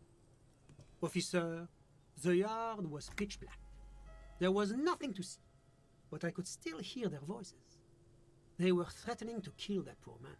Threatening to kill? But he was already dead, no? Were they men, women? All men, I presume. But again, I couldn't see very clearly. What ethnicity were they? I believe they were mostly white, though I believe I saw 2 Areopagites among them. And I am quite certain that one spoke with a Mesk accent. What happened next? Well, that's the strangest part, officer. Nothing happened. It was oddly quiet for a public lynching. What do you mean nothing happened? They lynched a guy. Eventually, their shouts died down, and that was all. There were no gunshots, no celebratory shouts. You see, no he was anything. already dead. Why didn't you call the RCM? You're right, of course. That is what one is supposed to do in such circumstances. I was simply in shock. I'm afraid I don't have anything else to add. About what time was all this happening, approximately? All I can say is that it was late. You didn't check your watch. My watch? Yes, now I remember. It was 30 minutes past midnight, give or take. So let me get this straight. You didn't actually witness the hanging itself, did you? No, I didn't see the corpse until the following day. Well, that was a waste of time. I'm sorry I couldn't be of more assistance. Fuck. Can you tell me about your friend? Ah, my friend. My friend is a good young man. His family immigrated here from Kedra, and life has not been easy for him. But he understands the importance of education. He has taken his future into his own hands, and that's all that matters. What's Kedra? Kedra is a candidate member of APIS. Oh my god. Why I ask? Their potential membership is a more contentious issue. What do you mean? That it's never going to happen. They entered negotiations in 21, and it's been pending ever since. What's this EPI thing you keep talking about? EPIS, sorry, I forgot the S. EPIS is a very special program developed by the Moral Intern to support certain Occidental nations. It began as It's a like the unified European system Union? of weights and measures, which proved to be a wild success. Nothing but kilograms and centimeters as far as the eye can see. Kilograms and centimeters. Yeah, let's not include other measurement. God, yes. Sweet standardization. The backbone I of do like that, rationality and commerce. It was such a wild success that we expanded it into an economic union for the processing of steel. Another success. And between you and me, the Moral Intern feels emboldened by this success. Emboldened to take EPIS to the next level. Okay, but like, what does it stand for? Why, it stands for progress and stability, like the Moral Intern as a whole. No, what do the letters stand for? It's been such a wild, extraordinary success thus far. We are very excited to take it to the next level. You don't even hear the words I'm saying, do you? A supranational political alliance. The United States of Occident. It's just going to be like this place here? You mean Revachol? Oh, no, he No, listened. it's going to have transparent democracy. Is Revachol going to be part of EPIS? It's one day going to be a candidate member of EPIS, sure. Except that candidate members never become full members, do they? Didn't you say that candidate members never become real members? No. Candidate members do become members. Why do we even have the whole system in place if they don't? It just takes time. Okay. Time and evaluation. But we were talking about my friend here, not politics. How did you two even become friends? How did any of us become friends? Bad things happening on the Insulindian Peninsula? Oil platforms ablaze in the night? Civil wars lasting for years? Finally, the international community is forced to step in. What are you talking about? No one becomes friends that way. Au contraire, it's how millions of people end up where they are, meeting the people they meet. It's how I came here. To be honest, that's true though. Like, you know, you don't like, well, there's a move abroad just because, like, you know, there is always like political reasons as well. I did. You still haven't told me who he is. Sorry, who? The man threw a quick glance at his watch. Your friend, the smoker on the balcony. We were just talking about him. But I told you, officer. He's a bright young man here to pursue his education. Education is the foundation of our future, especially the arts. It is a cornerstone of our civilization. Fine, but what's his real name? Officer, you have to understand. I can't give you his personal information. I'm sure you have your own methods and databases, right? Please don't put me in this situation. Okay, so all you can tell me about him is that he's here to study arts? He's deeply enmeshed in the study of the fine arts, yes. Which arts? He's a truly free spirit. He likes all the arts. Perhaps graphic design, printmaking, who knows? The world is So open you don't wide know. for a talented youth like him. Okay, what are you doing in his apartment by yourself? I'm just enjoying the view. The view. What view? It's dark outside? Listen. He says, raising his hand. The baby is crying in the neighboring apartment. Someone's baby's crying. No, listen. He says again, looking outside. The Insulindian Bay. What about it? This place used to be a luxury accommodation before the revolution. Apartments, of course, were much bigger then. Okay. A few walls have been added here and there, leaving some of the tenants without a private bathroom or a kitchen. Yeah. But the million real view stays. You can't take that away. He knocks on the balcony door, his face mirrored in the darkened glasses. Glass. I was asking about your friend. My friend comes and goes. I'm sure you'll see him around. He's a busy bee. And they share the bed, right? A busy bee? What an odd choice of words. Yeah. They look happy. So they're banging? Exactly. I had something else in mind. I'm all ears, officer. Okay, thanks. I've got all I need. A moment, officer. What? Do you have everything you need from me? I'm afraid we won't have the chance to speak again once you leave. Hold on. Why can't we talk later? It's against diplomatic best practices for an official in my position to be discussing murders with local militiamen. And I'm pressed for time. After you leave, I should be leaving as well. Okay.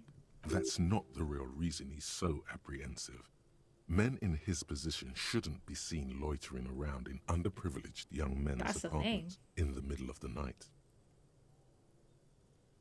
I'm not going anywhere. I just want to have a look around in this apartment. Sure, go ahead. It's a beautiful space. Let me know if you have any further questions. Huh. I don't think I have anything else, but we're going to leave it there because I need to go to bed, to be honest. I'm a little bit tired. Save game. Okay, save. Cool. So, the most important thing though is we found a tape to sing in the karaoke. So next week, a part of that I have a number here to call for the library. I want to add like the things that I want to do. I want to go and first dispose of the body. Dispose of my body. Second, because that will make Kim go away. So then I can go and get Garty, the stuffed bird. So then he will let me sing in the karaoke, right? Haha. That's my idea. The first three things that I'm going to do next string. I'm not okay in the head. I'm making notes of a game. Okay, well. Okay, let's quit. I'm very tired today. I don't know how I survived until now because I woke up at 6 in the morning, believe it or not.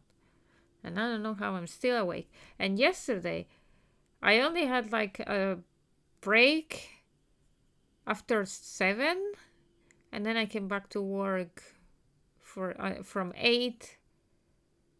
You got back too late. No worries. What I was saying? Yeah, so and yesterday I work again then from 8:30 to 10 again. That was too much. So I'm very tired.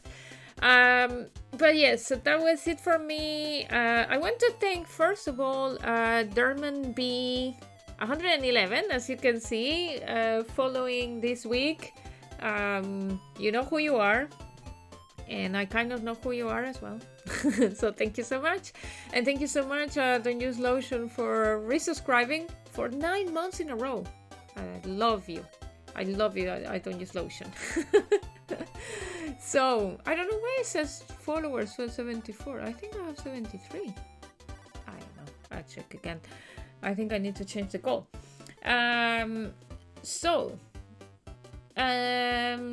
Sunday, I'm going to play Mafia 1, the original one, because I changed the thing, so then it's going to be 1 week. Saves all the money, all the lotion money to sub. Yeah.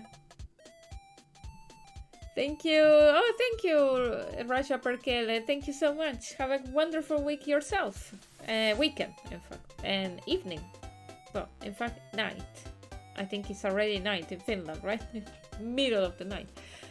So yeah, I'm going to be back on Sunday for Mafia 1 Original because I wanted to play it for so long. And I'm thinking of doing that crazy thing that I thought. I'm going to be playing it basically without stealing cars if possible.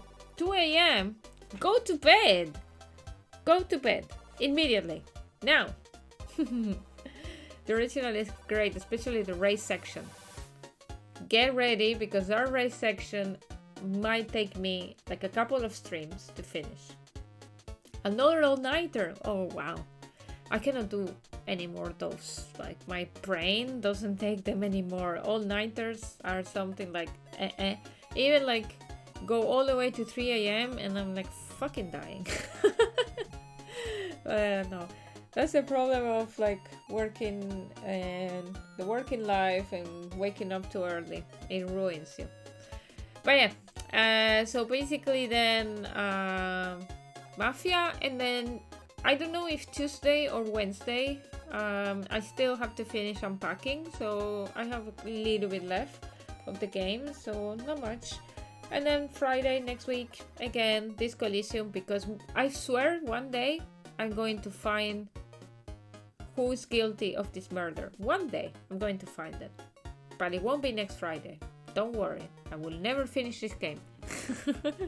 So thank you so much everyone for joining. Rasha Perkele, Folly, Dragon, Garland, and I think Moses and Pure Cyclone as well. Yeah, so many people today in the chat. It was so nice. So nice to see everyone in the chat. So have a good night everyone, and probably see you Sunday for Mafia 1. Come, because it's the best game ever. Best game ever. My favorite game maybe by far. So yeah, I'm very excited to start it again. Thank you and see you soon everyone. Have a good night. Bye bye.